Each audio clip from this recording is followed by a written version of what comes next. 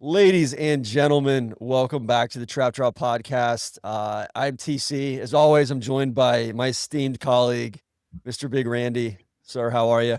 I'm good, TC. Thank you. Just thank you for everything you do. I was going to thank you for having me on your program, but this is my program, so we'll skip that part. I think most people are interested in who we have with us today, anyway. Who do we have with us today, Randy?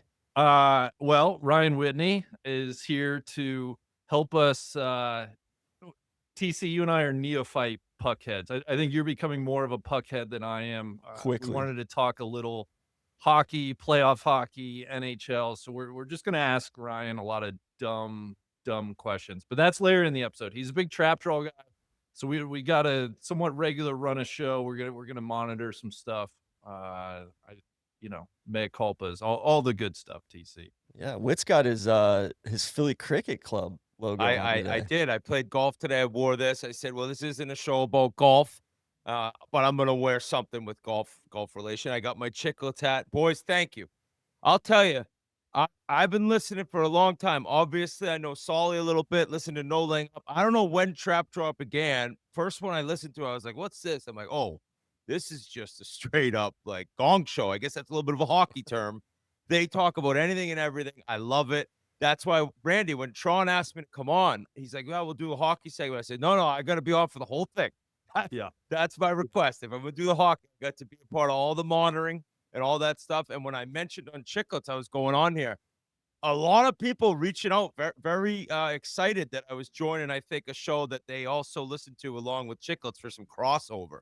Yeah, big crossover. I think the Well, Venn diagram is and Yeah, is very concentric. and the Chiclets is the Spittin Chiclets podcast. Chiclets. Already a mea culpa for not including that in my illustrious introduction of you, Ryan. That TC put me on the spot for. So I am sorry about that.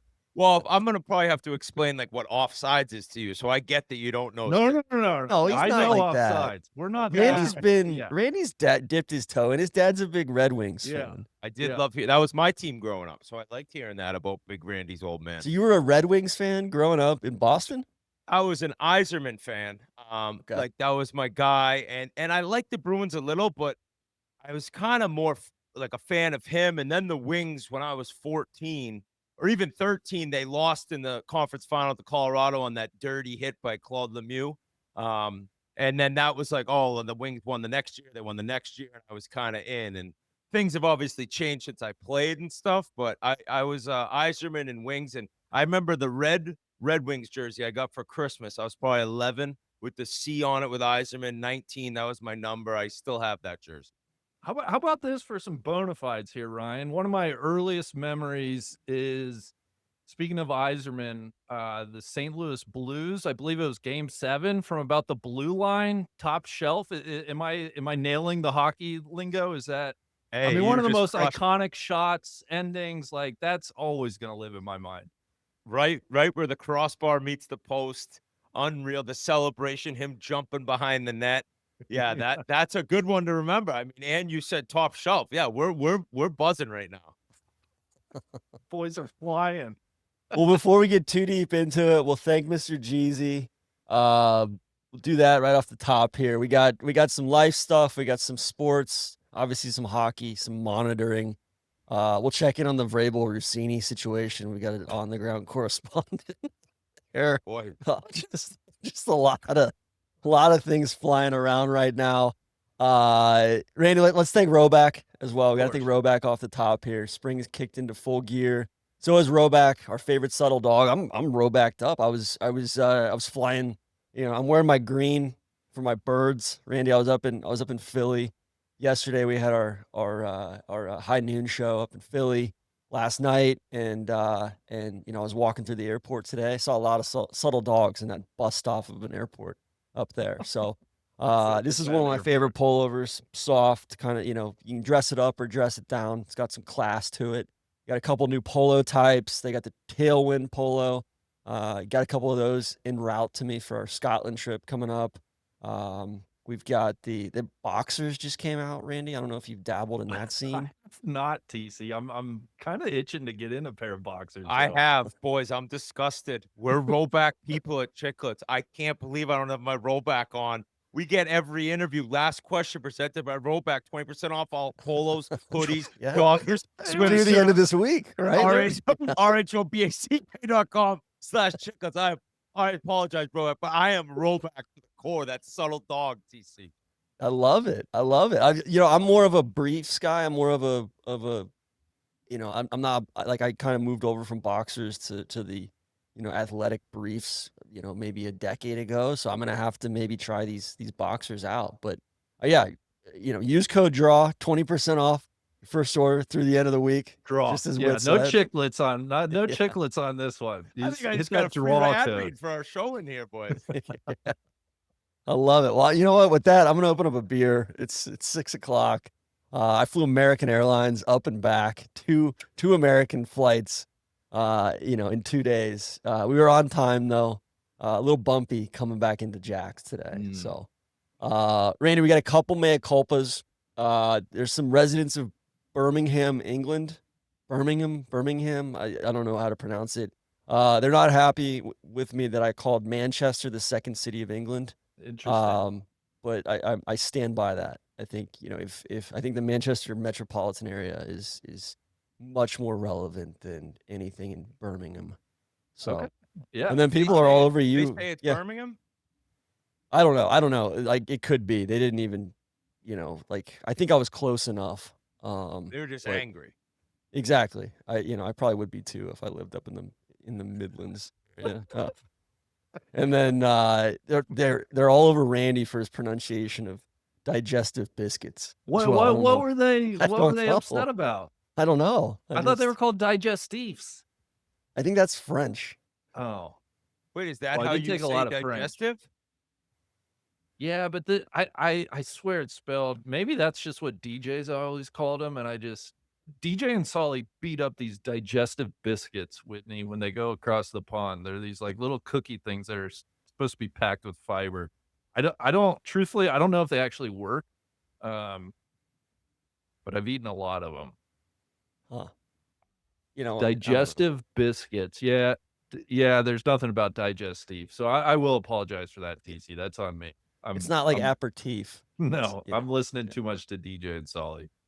All right, we got a little bit of housekeeping, some life stuff. Randy, a lot of people have been reaching out about the dog. I got a new dog, little long-haired wiener dog.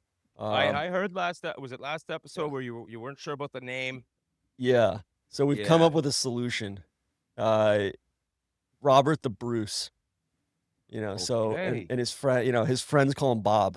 Just like Bobby Okay. Jones. His friends A call him little Bob. Braveheart Kids, action there. yeah, kids call him Bruce. Call him Little Brucey, but can also call him Bobby.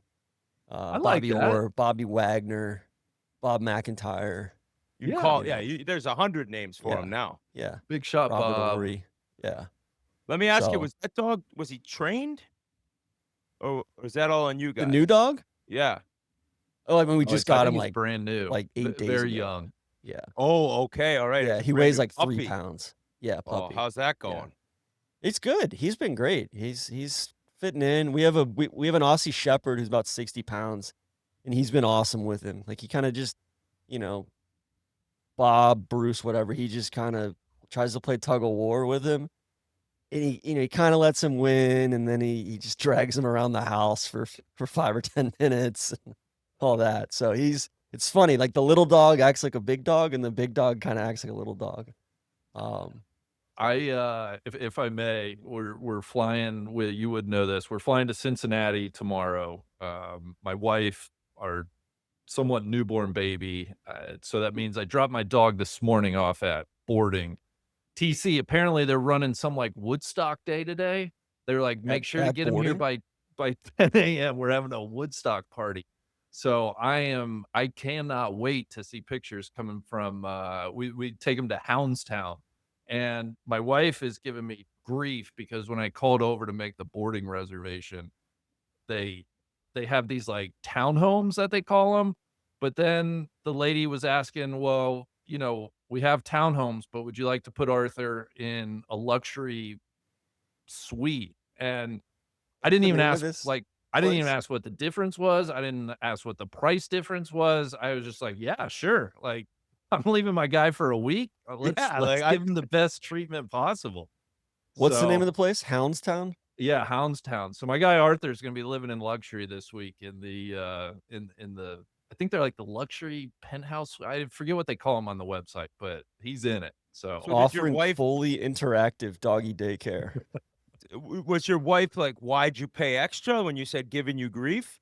no, I think she was like, "You didn't even ask any questions." She was like, "You have no idea how much that." I was like, "No, I didn't really ask what the price difference was." She was like, "How could you not ask any more questions?" Because I was on speakerphone. She was in like the other room, and anyway, it's gonna be all That good. I would have done the same. Just a Yeah, yes. Like, if my guy's alone, or at least not with us, I'm gonna take care of him. I And feel a awful Woodstock leaving 'em. event, that could be like they give them like edible dog treats. Like, if they're just God, I all the hope dogs so. are getting high. I Yeah, really are we talking Woodstock from the Yeah, is it 60s or like Woodstock? music Woodstock festival. That's 99? You wow, that's a know, good question. I don't know. Randy, I'm seeing on their site, townhomes are 65 a night. Luxury suites are 75 a night. So it's only a $10 upshot. Oh my god, that's the easiest yes I've ever made. Yeah. It says, a pupcation wouldn't really be a vacation without a little fun.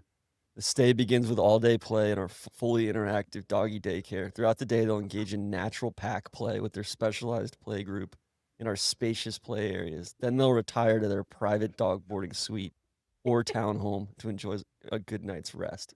That's So, it. I Wait, love it. wait, do you have dogs? We have one dog, Yoshi. You know what? We actually, when we're away, we'll get my wife's mom, my mom, aunts, kind of anyone to kind of watch them. We haven't done like a stay and play Woodstock event with Yoshi yet, but that sounds like a pretty good setup. I try like I try bringing them when we can, but it's just hard, right? Like, I'm willing to drive Yeah. somewhere. How I and, know. and the bad thing is for me, Yoshi's not a huge fan of me. Like, I've been open on Chiclets about this. Like, I never had dogs growing up. My wife's like, your dog energy's horrible, but That was she's kind of obsessed. Randy That was before. me. Yeah. Yeah. Was it you? Yeah, but my dog loves me with it, so I'm sorry, your dog energy's I What kind of know. dog is it? It, like a Bernedoodle, like one of those. Maybe that's part of the problem. I can't even describe to you exactly what kind of dog he is. Beautiful dog though. He's amazing. He's friendly. But for some reason, I get on the couch next to him. He's off the couch. He's going over like on another couch. Like, it's actually crazy. We Huh. played Ernie Clement in a golf match. You know the player for the Blue Jays? Of course. Yeah. And he's Yeah. like, I got something for Whit. He was telling Bissonette, my guy Biz, late in the round to rattle him. And finally later he's like, your dog hates you. And I'm like, yeah, I know, bud. Like, he thought that was gonna be like the end of the match. I'm well aware, Ernie. Dog hates me. That Um, actually settled you down, I bet. Randy, Exactly. do you do other stuff? Like, do you like extra, extra nighttime snuggles for him there, or extra treats or grooming? Oh, we throw the bath on at the end bath, before we okay. pick him up. Yeah, let's get the boarding smell off of him. That's an automatic TC. The Okay. deluxe bath, I believe it's what it's called if you're still on the website. Love that. We actually got yeah. got this van pulls up to the house once every 2 weeks and does all the grooming right Yeah, outside front. that 'Cause comes around our neighborhood too. It's That's buddy, interesting. we were going to a place. I was in picking him up. It was like, you're in there 3 minutes and the smell, and there's 30 dogs and the people in there. I was like, we can't do that anymore. Like, are there ones that come to you? And my wife found this truck and now it's phenomenal. He loves it because it was a horror show. This other one, it would give me the legit willies walking in. I'm like, oh, and the people would look at you cutting the dog's hair. It was horrible. So I think that's the way to go if you can. yeah, you don't sound like a dog guy. No, maybe I'm really not a dog guy, You're but I not- love him. I love him. Yeah, I you're love him. not beating the charges. No, I know. Oh. All right, well, moving on. Randy, big news. I did a big cheesesteak review Oh, last night. Drew did you take filmed back it. my story? I did. We had there's a guy, Andrew, listener. He brought 5 different cheesesteaks plus a John's roast pork sandwich as well, which was like, you can't overhype that thing. just absolutely The roast pork with the spinach or the broccoli rabe or whatever on it. And I guess they do peppers on some of them, and long hots, all this. That was transcendent. The cheesesteaks are good, but the roast pork was insane. But as far as the results, he brought, let me see here. So they wouldn't let him into the venue with it. He was bringing, contraband cheesesteak in. So he brought John's roast pork, Skinny Joey's, hold on, I Rossi's. I got a question. He wasn't allowed to bring it. Where did this taste testing Like take out place? on the street. We just did it. Okay, I felt you like guys- I felt like fucking Portnoy. I think I saw, was this on your Twitter or Instagram? I think it was I on saw- Instagram last night. Was yeah. the water next to you or something? It looked like Yeah, we were right on the river. Yeah, Yeah. I mean, that was a Portnoy look, the drawn Yeah. review. And it was crazy. Right as we were doing this, like we're staring right across at the Philadelphia 76ers facility across the river, and Daryl Morey was getting fired at the exact moment that I was eating all these cheesesteaks. It's serendipitous. So, but yeah, John's roast pork. Are we Skinny going Joey's. 5-1? Hold on. Are we going? Yeah. Okay, we're just No, saying this what is was in the no, this is lineup. no order right now. Del Rossi's, which I guess Skinny Joey's is kind of a new school spot, as is Del Rossi's, and then Jim's, South Street, and Gino's, which I believe is what you had at the shitty Xfinity Live thing. It was a satellite Geno's location at the Xfinity Live venue that I could not have been less impressed with. Like they don't even. So that was my fifth, like a distant fifth was Gino's. They don't even slice the steak, as you said. It was just lazy. The bread stunk. It's just, what are we doing? Jim's was down in that lower tier as well, and then from there it was I think it's like Skinny Joey's and Del Rossi's were kind of second and third. They had more going on the baguette or on the bread. They had some sesame seeds and some other flavoring and stuff. But the John's roast pork was heads and shoulders above with their cheesesteak, and then that's even before factoring in their roast pork. So D'Alessandro's, we didn't get that one, and then Angelo's is closed. And I've heard good things about Angelo's. But Angelo's is, I've had Geno's, and I was no cheese whiz like you, Randy. Whatever, it was all right. Angelo's was incredible, like legit. That's what I've heard. A notch above a lot of others. And these, so the one downside, this guy Andrew, I appreciated him bringing all these, saved me all sorts of driving around town. He didn't get onions on him because he didn't know if I liked onions or not, and I love onions. And it's kind of, but that's pretty thoughtful of him because Yeah. you never, So is he a fan or a buddy? No, he's a fan. He's a listener. And he went to all these different places for you? Yeah. Did the temperatures vary? How much did the wait time?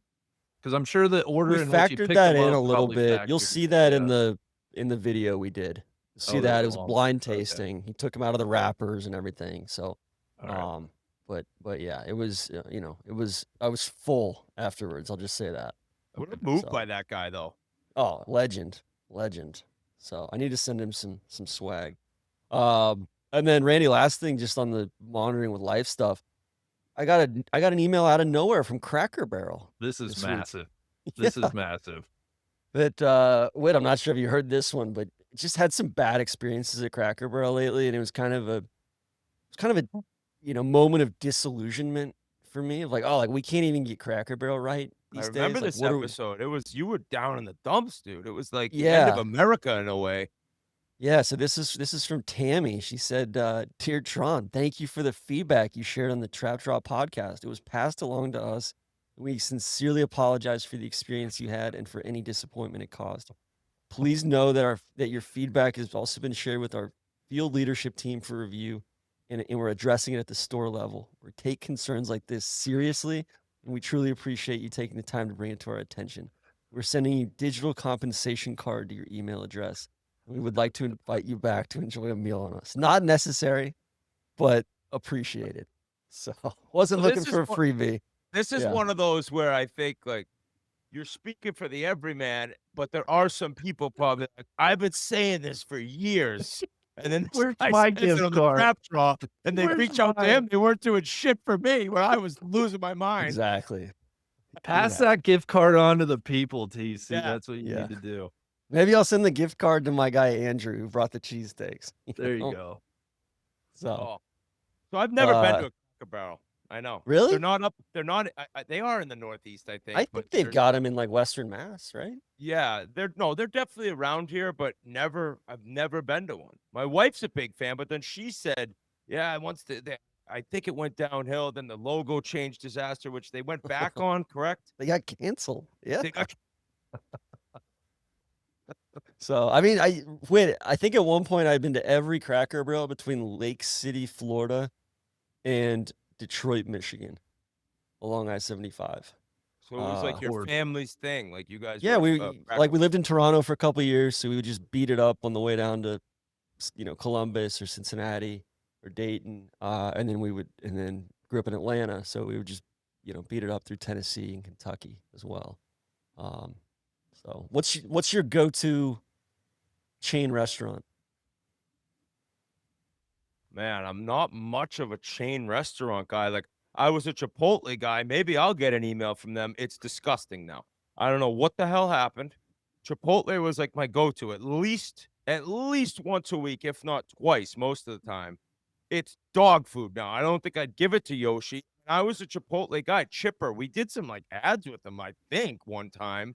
And I don't know what happened. I think somebody mentioned private equity. Was there private equity involved? I know you guys are always all over the private equity ruining stuff. Well, Boston was like the epicenter of the whole when they had the whole. Was it E. coli or I think Yes, was it remember that. Listeria or E. coli? Yeah. It was E. coli. Yeah. It was something bad. Either way, Randy. It was something bad. Now, Yeah. I don't really. Yeah, I'm not much of a chain guy. Like I don't know. I never really have been. I try to just do local. That's I good. like Anna's Taqueria, which is a local chain. I think Yeah. it's just that's phenomenal in terms of that stuff. do you But get into the beef sandwiches up in Boston, or is that more of a North Shore? so that's thing? North Shore. So I'm south of the Yeah. city, but when Yeah. I go up to the casino, I'll go up there and there's a couple real good ones up there. That's North Shore, and those are phenomenal. Yeah, the beefs. Yeah.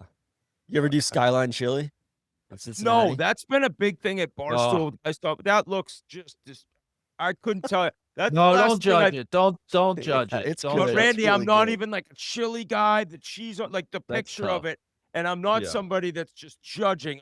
It would probably be called judgmental by some, but the look of it is just Now people love it though, so I mean I don't know. If you don't like chili, it's admittedly I won't try to change your mind on that. But if you were a chili guy, I think you would like it. I think it's excellent. At TC, least the Conies. yeah, the right? conies, little hot dogs, little chili cheese. You can get mustard onion on them. It's good. Okay, maybe I'll give Keep it a an shot open one mind. time. Keep an open mind. But I was can't- going to ask if can't you ever promise. been to a Bob Evans off the highway anywhere in the No. Midwest. Okay. No, I lived in Ann Arbor for a year. I remember seeing Bob Evans, but I on all the bus rides around the Midwest, but never been in one of those. Okay. Yeah, I'm not. If I think of any other chains, I'm hitting up constantly. I'll let you guys know, but not really. No. Like, all right, like what was your go-to when you were in the minors? Because you were in Scranton for 3 years, right? I was in Scranton, right? And we would go to this place, Arena Bar and Grill. I don't even think it's in business anymore. And you'd get half off as a player for the Wilkes-Barre Scranton Penguins. I'd go there. Actually, you know what we did? I'm glad you just brought that up. We did Olive Garden for pregame meals, right? Okay. And it was right next to the arena. I think it was Carb the Wachovia Arena then. And it was phenomenal. The breadsticks, the pasta. And then I got to the NHL. And I was kind of still going to an Olive Garden in Pittsburgh, and guys are like, "What are you doing, buddy?" Like they microwave the chicken. I was like, "Huh?" They're like they're shoving that in the microwave. Like, come, we got a beautiful, awesome Italian restaurant we eat pregame meal at. And I was like, "Oh," and I never looked back. But that was the minor league pregame meal, Olive Garden. Yeah. When you're there, your family. We do know that. THG used to work at an Olive Garden. I was gonna say, it reminds me of the commish. I couldn't remember if it was our buddy the commish or THG that used to work at an Olive Garden. Yeah, Is unlimited THG the breadsticks. soccer guy who gave the worst soccer picks of all time? Yeah. Yeah, we're trying to get him I back like- on for I the liked World him, Cup though. preview. I like Yeah. that though. Is he coming back? There's going to be a Hopefully. THG. We're in negotiations, Whit. He's driving a hard bargain. Well, he got abused post World Cup last time, right? Or was it the Euro? I don't forget what that was. I mean, it's all anytime there's anything significant happening in soccer, or if Tim Ream does anything, he hates Tim Ream, and so So is he your guy's buddy from school? yeah, All right. yeah. I would hesitate to say buddy. I would say just acquaintance. And yeah, he's refusing to come on because we haven't sent him any Rhoback. He's dying for some Rhoback. Maybe Hey, the THG, Chiclets I'll could send you him Rhoback. some Rhoback. You reach out to me, THG. I got you. I appreciate all those awesome soccer picks you gave. Are you into the soccer? Is that a Yeah, I'll be watching a lot of the World Cup. When COVID came, I was like, all right, I need something here. I picked Chelsea. I remember watching Chelsea years ago, actually, too, and they had Michael Ballack, I think it was, German guy. yeah? And then Yeah. 6 months after I started rooting for Chelsea, watching every game, they won the Champions League. I'm like, this is unreal. And then like they've just been middle of the pack, not great. So I just like randomly now will watch, not a lot. So it's just a total fair weather fan. But in terms of the game of soccer, Champions League, Premier League, I'm kind of disgusted. It looks like Arsenal is going to win, I believe. I follow it. I like it. I mean, I enjoy like high level, right? I've never really watched MLS. I'm an Randy's MLS kind fan of more than MLS anything. curious. Yeah. When You're Cincinnati into it? got a franchise, I became curious. Yeah. I don't really I've never felt an allegiance for an overseas club, so I just could never get into English, Spanish, whatever, German soccer. But Randy, I will say, yeah, what? Scotland next week. Yeah. Like the Scottish Premier League is coming down. The Hearts of Midlothian, which are one of the Edinburgh teams, they might win the league for the first time in like forever. And they're Okay. playing. It's like because normally it's just Celtic or Rangers over in Glasgow, so it's gonna Yeah. be frothy over there. One thing on the soccer front, I have heard that the HBO documentary series on the United States men's national team is very good. Our guy Bob Sturm was raving about it, so I want to check it out. I think the first episode premiered last night, and it's Okay, I like kind that. of weekly leading up to the World Cup itself. So if you're looking for something to watch, check that out. I'm looking forward to the Nadal documentary, I think, coming out pretty soon. I think Oh. that's a couple weeks away. It looks pretty legit. I've seen some ads for that one. What's that on? I'm gonna throw out Netflix, but I'm not sure. Let me check right now. Nadal I think that's doc. right. Yeah, watch Rafa, Netflix official site. So we'll see when that's coming out. But I mean, I'm just a documentary guy, boys. Like I love a good me too. doc. I Yeah, love a good That's all I doc. watch. Yeah. I actually was a little bummed out about it. I watched the Nolan Ryan one was good, but sometimes it was like a little boring. I was a Nolan Ryan guy growing up, and it was good, but I was maybe thinking it was gonna be a little better. What was that doc? I don't know if it was like it was Netflix or 30 for 30 or something. It was about that minor league hockey team in Connecticut. Yeah, the Danbury Trashers.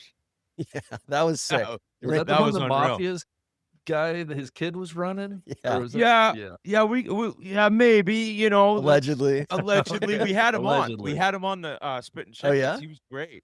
He was The great. kid or the yeah. dad? The kid who Okay. ran the team. And it was after the documentary. He was a good dude. Those were crazy times. Just cash under the table. They got like Mike Rupp, who scored 2 goals in Game 7 to win the Stanley Cup, playing for the team, killing people. It's in Danbury, Connecticut. The Trashers. It's just, yeah, that was made to be a movie. It worked out exactly how I thought it would. I remember when that was all going on too. It was interesting. All alleged, the mafia stuff, Randy. Okay. Yeah, very alleged. Yeah. Well, I'm sure there was some alleged Scranton Wilkes-Barre involvement there too. Possibly. Yeah. Thunder Mifflin. Randy, let's thank Mux. It's a new What is sponsor Mux, for us. PC? This is McClure's company. No, I know. I'm setting it up for the listeners. Randy, it's for the infrastructure sickos and tech geeks. A small sliver of the audience, but an important sliver of the audience. keeping the trains running on time out there. We are big fans of things working like they should here at the TrapDraw. The world would be a better place if more companies were simply focused on making better products. Mux is one of those companies. What is Mux, Randy? You ask. I did ask. Mux is a video infrastructure for building on the web. Basically, anytime someone is building something with video, streaming it, clipping it, pulling thumbnails, making sure a million people can watch the same thing at once without it completely melting down, Mux is what they reach for. Why is this important? Because you don't want your video infrastructure to perform like Southwest Airlines schedulers when traffic goes up. Video isn't just video. On the user side, it's an incredibly valuable touch point that has to work well. For a business, video is data. So, like, listen, if you're building anything on the internet and video is involved, even a little bit, don't tuck tape it together. AWS, YouTube, and the crappy app native to your interface platform. Instead, go to mux.com/NLU. Mux handles the hard stuff so you can focus on what you're actually trying to build. And yeah, we're getting deeper into the Mux universe here at NLU. The co-founder, Matt McClure, Neil's old roommate from his San Francisco days, and he's kind of our shadow CTO at NLU. So, you know, we're increasingly dealing with video, and we'll be looking to leverage our assets to a much greater level as we tackle a website update project here at NLU in the coming months. So we'll definitely be working closely with Matt and the Mux team. Again, go to mux.com/NLU. Use code NLU50, get a $50 credit. Mux, your favorite IT guy's favorite video company. And that's MUX. MUX. Yeah. Mux. I think this might be the first sponsor, which I literally have no idea about any of this. I hope it lands to the to the IT amongst us. Yeah, the buyers out there. Yeah. All right, let's do some monitoring. First of all, I want to shout out our buddy Heath Black. He built a TrapDraw monitoring site for us. So did he or did AI? I need think that AI website. build it. What is that website? Well, it is. Let's see here. It's heathwblack.github.io/TrapDraw tracker. I think TC, you might have to tweet this out or something. Yeah. Well, I retweeted it last week. Yeah, but maybe give it a fresh one. Yeah. Yeah. Man, you guys got some great fans just bringing you cheesesteaks, making websites. That's phenomenal. Great. Killer, man. It goes deep. Randy, we got a hantavirus update. I was teasing my mom about it. They were on a cruise over in the Adriatic, and she's like, "Quit sending me this hantavirus stuff while we're on this cruise." But it sounds like it came from a bird guy, a birder. I know who went to a landfill. I heard. Yeah, it's like I think he was a Dutch ornithologist, Leo Schilperode. I saw the picture of that guy. Yeah, he kind of looked like Leo. a guy who would start the hantavirus. He kind of looked like Leo DiCaprio in like 30 years. If Leo became a crackhead, maybe. I couldn't believe when I saw this guy that this is the beginning of this. I don't. Can one of you guys fill me in? I've honestly been like seeing stuff, and I'm like, I'm not even doing this. I'm not even. No, I've been trying to ignore. None of my. I mean, THG was calling it the new plandemic. Love THG. Did you see the one tweet where the guy's like, in like 2019, a global pandemic could be this hantavirus, and God knows if it's even a real tweet. There's definitely some listeners who know what I'm talking about. This thing was going viral. I'm like, no. So that's when I said, I'm not even doing this. I'm just waiting until the NBA gets canceled like last time, and all of a sudden I'm in my house for 2 years. Yeah. Are you into birds at all? No. Interestingly enough, being a hockey episode, Sidney Crosby is a very avid bird watcher, apparently. He's into it, and a teammate of his came on, a good friend of mine, Kevin Hayes, and he was talking about it on Spittin Chiclets. And I don't know if Sid loved that, but apparently, like, he loves checking out different birds. He knows a ton about all of them, and that's part of him. I mean, I get the occasional hummingbird outside the kitchen window where we have the feeder. I really enjoy staring at that thing. You know, the speed of the wings, boys. It's unreal. It's unbelievable. It's unbelievable, Randy. And then, you know, you got the occasional cardinal, or you see a blue jay, and that's kind of where I'm at. But when you see a bird with that striking color. They are majestic creatures. We Oh, tease 100%. Sully, but birds are cool. Birds are sweet. I like birds. I'm not like a bird Yeah. watcher, but I could see myself getting there in about 20 years. It's think? it's Like, do you bird think there's ever a migration time? season. Do you think there's ever a time in your life you'd be more likely to go like bird watching over play around a golf? Yeah, like tomorrow, Wit. Depending on the weather, I could very much see that sooner than later. No, we have some like woodpeckers in our neighborhood, so when I'm out walking the dog, trying to find where that sound's coming from, I enjoy that. I just birds are cool. Wait, Speaking Solly's of just birds. like Sidney Crosby. He just doesn't like he's an avid bird watcher, but he doesn't want us talking about it. I Hates know. it I when we think bring it bird up. watchers don't love when you find out they're bird watchers. Now, partly for hockey, the bird watcher term is used in the locker room. Like, if a guy's kind of like staring at your hog, possibly, it's like, dude, quit bird watching. So that's what maybe is like the thing people don't love. But I know when when you're Well, talking about but true yeah, bird now watching. I'll never think of it the same way. So thank you. Oh, that guy's a bird watcher. It's like, oh man, yeah, that's not the handle you want. But there's a bunch of turkeys around our house. And have you guys ever seen a turkey, like how they get flight, how they get in the air? It's pretty cool Wait, to see. turkeys fly? I Oh, didn't think fuck they yeah. flew. Oh yeah, they What? get a running start and they gotta run as hard as they can, and then it's like one of those I thought they were like jumbo max ostriches. jets getting up. It takes them hours almost, but they're up. It's crazy. Huh. I think the bird stuff, yeah, like my wife hates birds. Like grew up down in Naples, Florida, and just was always fending off seagulls and stuff like that, trying to eat a sandwich, out on the beach, that sort of thing. But wait, if you like documentaries, there's a documentary, you can watch it on YouTube called Listers. It's killer. It's all about bird watching. Excellent, excellent documentary. Okay. That could be, Um, yeah, that could be a good one day. Yeah. What else? We got DT's over in China, Randy. I saw they fl- landed. Yeah. Yeah, flew over with Tim The out. coalition of the willing too. He was taking like everybody with him. Was that Oh, picture? everyone was on that plane. I heard they Yeah. stopped in Alaska for the NVIDIA guy. sure?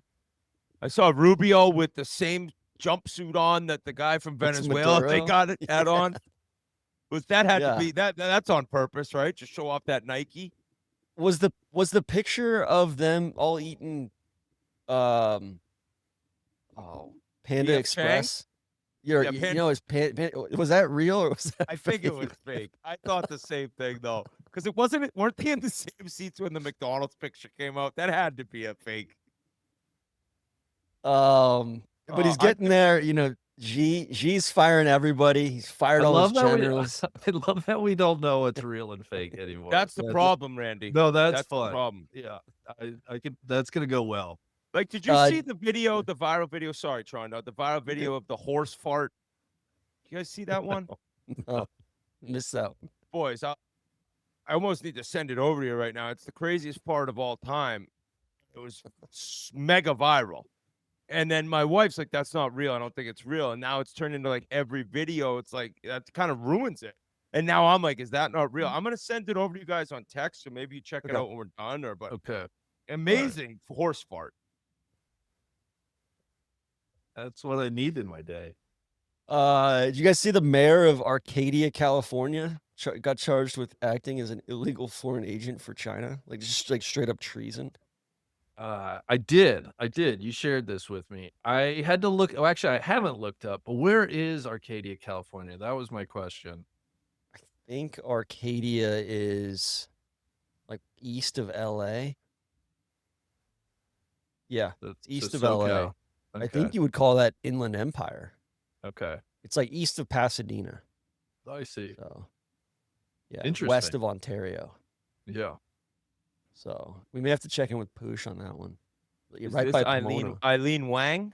Yeah, not Will good. plead guilty to working as a Chinese agent. That's not good. Yeah. In other news, we had a Secret Service agent arrested for allegedly masturbating in a hotel hallway in Miami. I believe this was during Live Doral, or the PGA Tour event down there. PGA Tour LAC, Randy. Just don't know why you need to do that in the hallway. Yeah, why isn't he just going in his room? Yeah. I got a Secret good Service, buddy, it feels like good they've been buddy's slipping. brother. Sorry, good buddy's brother's Secret Service. So I saw that hit the news. I was like, oh God. But you know, Yeah. it wasn't him. Wasn't him. Thankfully. Yeah. We got Ted Turner passed away. Randy, I love this quote. Great obituary. A bunch of great obituaries. I know. Spencer Hall had a great one. Yeah. On his newsletter, you had Channel 6. Yeah, that was. Yeah, New York Times did. There was a quote in New York Times when it said, "I'm trying to set the all-time record for achievement by one person in one lifetime," he told Don Van Atta in a Reader's Digest article in 1998. And that puts you in pretty big company. Alexander the Great, Napoleon, Gandhi, Christ, Muhammad, Buddha, Washington, Roosevelt, and Churchill. Who? I mean, Ted Turner real was a quote? staple of my childhood. Yeah, Yeah. like he won an America's Cup. Obviously CNN. He owned the Atlanta Braves, owned the Hawks and Thrashers for a while. Huge conservationist, like just a complicated ass dude. I saw he owned.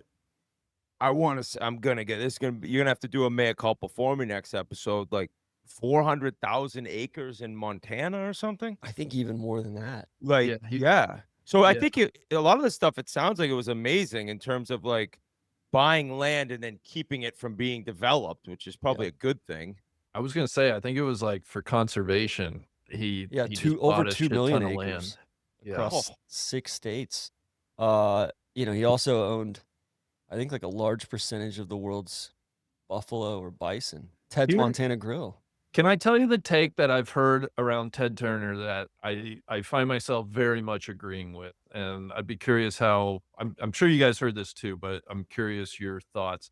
Was the idea that our billionaires, right, the most wealthy among us, at least Americans, they used to like do shit. They used to do kind of cool shit and stuff that had impact on a lot of people, and I would say a lot of good impact in cases. And I just feel like we're slipping away from that. You look around at the billionaire class now, and I'm just like, what are we doing? What's anybody really trying to accomplish? Just be interesting, at least. Yeah. I feel like our billionaires now just Anyway. want to go to space. Yeah, Kinda, or just get like, wives 35 years younger that look great. Like that's probably a popular thing with billionaires. Yachts. I mean, I'm not really on the AOC, like nobody can earn $1 billion rant she went on. I didn't really get that, but there's a lot that billionaires could probably be doing that they aren't necessarily getting done. Like at least Ted Turner, he was doing stuff. Let's say that. Yeah. It was interesting. Yeah. Hey, I got to I watch appreciate Braves that. games growing up because of Ted Turner, and I Superstation. always, as a young Yeah. kid, I'm like, oh, TBS, the Braves, like, and then the Tomahawk Chop days, and I was like, Yeah. I don't get this. Why is this on? And find out after. And then when you mentioned the Buffalo, we talked about Ted Turner passing on our show, and the guy who brought it up, Rear Admiral, he's part of the show. He said, I think he saved them from going extinct. That's what he said. I think that was part of the land buy out Yeah. west. Okay. I believe. Okay. I heard So- those things were connected. Yeah. That's doing stuff though, Randy. Yeah. No, I know. sure. I know. Oh God, I had a thought in my head. Anyway, yeah. Do you think, TC, that quote you read, do you think he did set the all-time record for achievement? Like, I gotta think he came up just He's short up there. I mean, of like my guy Christ or kind of an Earl Woods statement, right? yeah. Where Earl Woods said back, 1996, the Tiger was going to be on level par with those guys as far as Yeah. achievement, impact on humanity. I would argue Ted Turner had more of an impact on humanity. Yeah. Just to get in the conversation though, that's pretty impressive. Oh, I knew what I was gonna Calling it say. a shot, I fell in love with Saved by the Bell on TBS. Yeah. Forget the Braves. I was loving that after school lineup they were putting out there. Didn't they start was it 5 minutes late or 5 minutes early? I think it was Be on like the 5. 4:55. I think it was like Yes, 7:05. yes. Yeah. Yeah, Yeah, I mean, 705. you're right. a 12-year-old Ryan Whitney with Kelly Kapowski in the mix. I know those are, Forget about it. you're around my age. I'm 43. That's like, Yeah. it could be 90, God willing. I'll be like, Kelly Kapowski. What's Kelly Kapowski up to these days? Couldn't tell you. I saw like a random tweet on the algorithm, in my algorithm the other day, of like pictures of her. Looks great still. Tiffany Thiessen. Yeah. Tiffany Amber She's Thiessen, I think. 52. Yeah, Yeah. Tiffany Amber Thiessen. She's 52. I don't know. I don't really know what she's up to. And Screech like is no she's still longer with married. us, I don't think. Yeah, I think Screech passed. Screech did pass. You know, he That's kind of went crazy. down a weird. Yeah. Yeah, I he think went down a tough weird life hole. being a child star like that. Yeah, and I remember the episode when Jesse was on speed, and I was like, "Whoa, what's Oh, this?" Like it was like a DJ drug loves that episode. episode. I'm so excited. I'm so excited. So excited. I'm so scared. Yeah. I always like the Beach Club episodes with Oh, Mr. yeah. Carosi and Stacy, his Carosi. daughter. So I did not like the ones they brought in the or maybe that the was new the Stacy class? Carosi. Yeah, what they brought in the ones where Kelly was not on. Remember we went through that period when Kelly Kapowski was not on the show? Tori. And then there was a That's who different it was. Slater. Was the different Slater earlier or after? It must have been I bet it was Lopez. early. I bet it was very early. And Yeah. then there was the college years, right? Yep. College. I mean, yeah, I messed watched with it the all, college though. years. I Yeah, feel like watched it for a all. show that only ran for like 4 or 5 years, had pretty outsized impact on. yeah. That only ran for 4 to 5 years. Yeah, 1989 to 1993, and then they just ran it twice a day, on TBS for every I would single have day. lost all my money. I could have sworn it was like a 15-year. Oh, I would have television said, show. yeah, I'm setting it over under like 12 and a half. Yeah. Like if I can sing that song to this day, only 4 years of my life is that. Like when I wake up and I'm on it, it's oh my God. Now the You guys ever junior watch high years were TGIF? awful. We were big TGIF, like what was it? Step by Step and Family Matters. I Family think was part of Matters. Family TGIF. Matters. Yeah. yeah. Home Improvement, was that part of that? I- Or no? I think Home Improvement was separate. Could have been. What else was part of? So that's like something that those don't like exist anymore. I know there's It's no like, shared experience no, anymore. like shows like that for people our age. Like I don't know if kids have that now. Full They're just House, like- Family Matters, Boy Meets World, Sabrina the Teenage Boy Witch, Meets Step World. by Step, and Perfect Strangers. Yeah, Boy Meets World was good. Were like the original TGIF. Boy Meets World was Topanga, right? Yes. Yeah. Yeah. You know, you're just Was that remembering another everything. favorite of 12-year-old wit? I think she got very attractive like a little later on, but there was something there early as like a 13-year-old. You're like, oh, I think I like her. And then you're 20, you're like, whoa, Topanga. Speaking of TV, have you guys been tracking this Spencer Pratt mayoral campaign out in LA? Very closely, TC. I heard today it broke. He's not living in the trailer in TC. He's been in the Bel Air Hotel this whole time. Yep. Were He you into addressed the that. hills? Whit? I was a little bit. I actually have a funny story. Is it LC? LC? Yeah, LC so we and had- Low. Those were two Yeah, different characters. LC was, one of the main characters with Kristen Yeah. Cavallari, I believe. And we had Rookie Party in LA one year. And the Hills were like filming in there, or LC was in there, and it's all roped off. And I like went up to the rope and I like kind of like waved at her and she came over. I was like, oh my God. She's like, what's up? And I was like, do you like doing this? Like I just panicked. And she's like, what? And I was like, she turned around and walked away. I was like, oh no. Just square wheels. Couldn't think of one thing to say. Just, do you like doing this? Because there was like cameras on. She even knew what I was talking about. Oh, I'll never forget that. That was I mean, my it chance, feels like boys. it feels like he's got a good shot at winning this thing. I was wondering the same thing. once it came, I was like, oh, this is a joke. Kind of like when Trump first started. And then I heard he dominated the debate. I think He crushed dominated the debate. Yeah. But I don't think it's like, I know in Boston, I think like it'll be a Democrat forever. Like I don't think there's any way of beating it. Now I don't know if that's the case in LA, but I was wondering if either one of you knew if he had a chance. Well, he put out an absolute banger of an AI video. Him as the Star Wars. And that was when was that the one throwing vegetables at all the current mayors and governors and Yeah. Yeah. And it's he's Kamala running a hell of a and race. He's running a Newsom. hell of a Yeah. campaign. I am shocked that he and Heidi are still married. That might Really? be one of the Same most here. shocking things to me. They Yeah, are? I mean, going on since 2008. Would I have couldn't never believe dreamt. it, Randy. I Yeah, couldn't believe it. yeah. I mean, honestly, good for them. Yeah, I mean, you would have thought like because he was kind of the punk of the show, right? You would have thought like, oh, this guy, this could be like, this could be ugly in a couple years, when this thing ends and I don't know what he was doing before his house burnt down, and now Wasn't he's he just all the everywhere. crystals, like the energy from the crystals, and I don't know. Yeah, maybe. Anyway, all right, we gotta talk a little Rossini, Vrabel. The boat video came out. The boat rental while she's pregnant. This might be a little too close to home for you up in Boston. Are you a big Patriots guy? Patriots fan, yeah.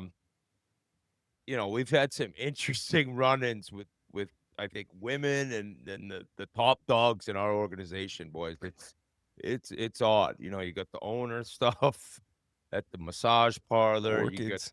Yeah. You got Bill with the girl 50 years younger. You got Rabel, the reporter for it's one of the craziest stories. And I keep now maybe this is me reading Twitter. Like it seems like there's just going to be more news every 2 weeks. Like I think someone out there has more and more stuff that hasn't slow even come up. dripping. Yeah. Slow dripping. I know. That's crazy. Do you think it's his kid? That's a loaded question to put on Wit. If I were to guess, I'd say yeah. It's that I think 9 months before the kid was born, she sent the tweet out of she's got the game in Tennessee. It's like, put it this way. You got to do the test now, right? Yeah, I think so. And I just wonder, like, if the Pats won like 4 games last year, like, is he still working for them right now? That's a great question. Yeah.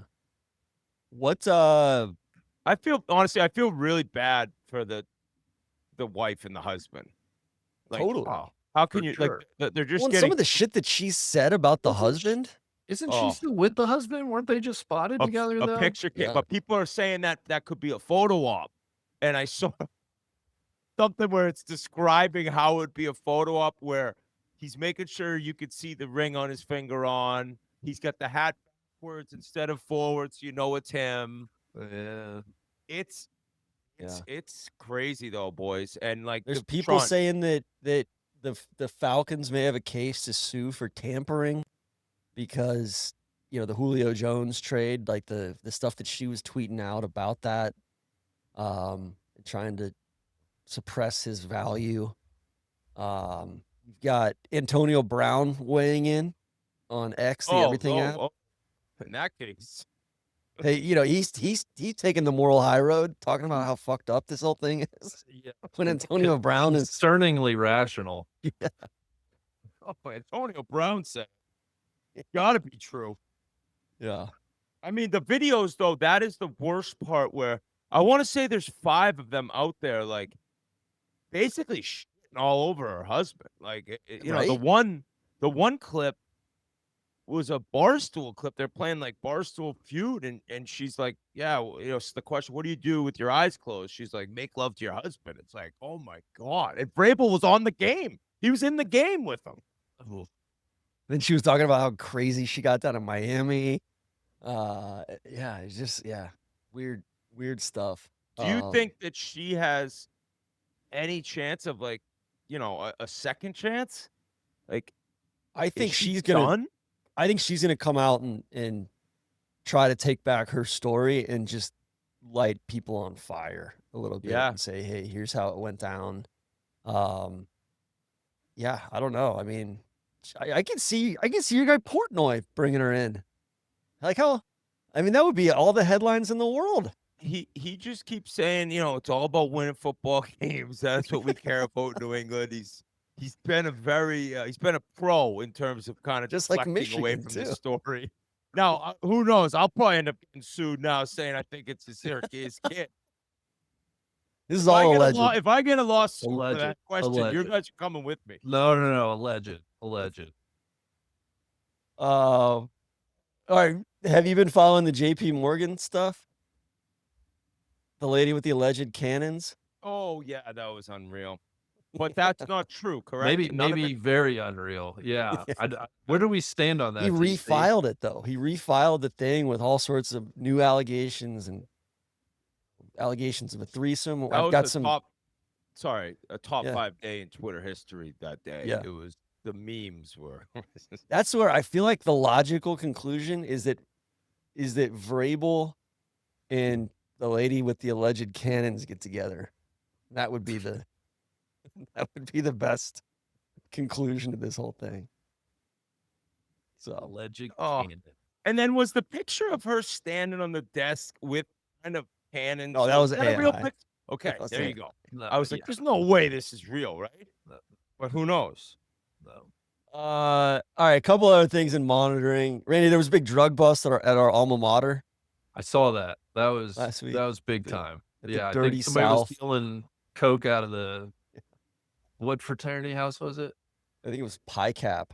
Okay. One guy had a backwards Duke basketball jersey on. I think it was a Zion Williamson jersey, and This is then a tough end of school year when you get there was a Ronnie Acuna Jr.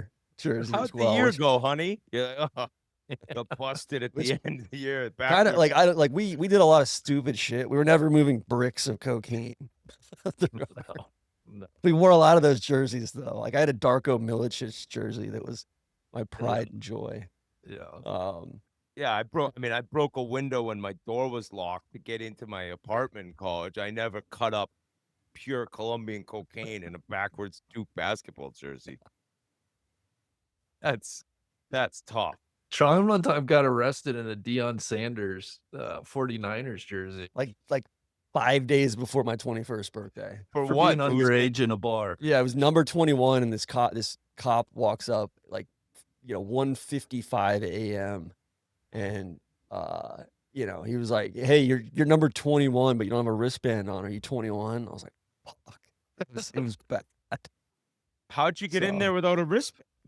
It was like our fraternity had rented the place out for the night, Oh God. and then they opened it up to the public like maybe at midnight or 1 a.m. I feel like that's on the staff. That's not on you. Yeah, I don't know. It was a whole racket, and then you hire the business law professor who's also one of the attorneys in town, and he gets it expunged, and you donate $1,000 to the local police station, and you do 20 hours of community service kind of thing. Were you in the cell for a little while? No, I didn't get booked or anything like that. It was very Okay. much like it was like a catch and release kind of thing. But it was like me, and then I didn't even know this girl, but she's like, I don't know, she's probably a freshman or sophomore, and she got arrested like right next to me, and she's just sobbing. She's just bawling her eyes out. It's like, it's all right. It's all gonna be okay. So, Randy, your guy that one of your BALCO guys died. This is just breaking across the wire. Yeah. Patrick Arnold, the guy who invented the clear, quote unquote, the clear, has passed away, TC. He was 59. So Conti didn't invent the clear and the cream? Must not have. But I think they were all in his lab, which was the Okay. BALCO lab. Yeah. But yeah, this guy, Barry Bonds famously was the cream and the clear. And this guy was the Romanowski. guy. Yeah, this was the guy who invented the clear. So Yeah. tough. R.I.P. I mean- know we were big fans of BALCO. Yeah. Can I bring up a random topic, Pooch but for it's that one. kind of related to this? I feel like this Absolutely. is the show for this. You guys know anything about peptides? Are you guys hearing about the peptides and everything or no? Not really. Can I be All I'm 100% hearing is honest? I'm not It's sure what, like amino peptide acids? is. Yeah, what is I it? don't know. I just keep hearing people on they feel great, stronger. I don't even know if it's HGH, testosterone. But I'm kind of throwing it out to TrapDraw listeners. Like, if you can get me peptides, like based on how everyone says they feel on peptides, I want peptides. And I'm Aren't thinking peptides about just like the GLP-1s too? Like, isn't it like Ozempic and all that I don't stuff want are Ozempic. peptides I as don't well? want that. I don't I want think that. that's right. But if that's all it is, I guess I'm out. I thought it was more where I'm sure there's different kinds, but you know Yeah. you're feeling Yeah. great when you wake up. I feel horrible when I wake up. All right, so this is a quick Google search. Peptides are short chains of amino acids, and they act as signaling molecules in the body to regulate processes like inflammation, metabolism, and tissue repair. So I think the GLP-1s are targeting, metabolism, I guess. But you might be in the market, it sounds like, for inflammation, Inflammation is my thing. I'm more always things I'm like always that. Yeah. the whole Ozempic thing. Like, I don't know. In 20 years, is everyone on Ozempic going to be like dropping like flies? Like, I don't necessarily know if that's the play. It's been around forever for what? For diabetes? yeah, I think the use cases were much more narrow. Yeah. Well, you know what peptides are? Did you ever take creatine? I feel like creatine's having a bit of a moment. Like, I think I've got been it in hearing a lot of Peterson's with yeah. I've been hearing a Kansas. lot of Yeah. creatine. People on the creatine. I should probably start like lifting weights if I'm going to do creatine or peptides, but I feel like that would be the push I need. But maybe not. I think maybe it's more like, you're not looking to get jacked necessarily. You're just No, I just want to feel good. Yeah. I just have all these old injuries, and I'm like, maybe peptides, but I've just What were your seen worst peptides. injuries? My worst one, I've had like 6 foot and ankle surgeries, 4 on one, 2 on the other, and this tendon on the inside of your ankle that runs up to your calf, it just popped out, it dislocated, and I was having my best season too, and that was it. That was it. I was never the same player again, and I had an osteotomy on both of my feet, which is where they go in. I had high arches. They go in, they break a bone, they cut a piece of your bone out in like your first metatarsal, and they lowered my arch like through the surgery. But the Whoa. guy kind of mangled the one foot. He did the left foot. He kind of fucked it up. So now I walk around on my left foot. It feels like there's like a pebble in my shoe because like the second metatarsal Oh. bone sticks down too far. So that was like the beginning where I lost a lot of not like balance, sort of, I guess, like stability.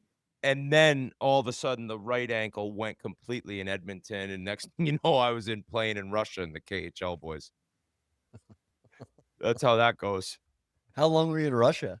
1 season. Like And actually, some funny Dutch enough, guy. in that season, Hold on. so the- Sorry, real quick. Where in Russia too?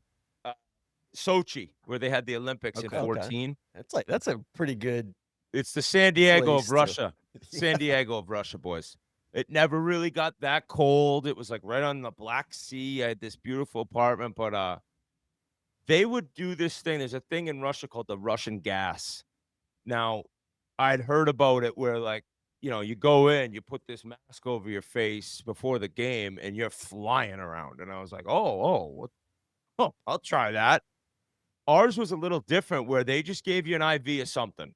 I don't know what it was, but we were playing Dynamo Moscow, which is the team Ovechkin played for as a young kid. He's going to go back and play there someday. Boys, I was flying. I was like, I'm going to be back in the NHL. This is it.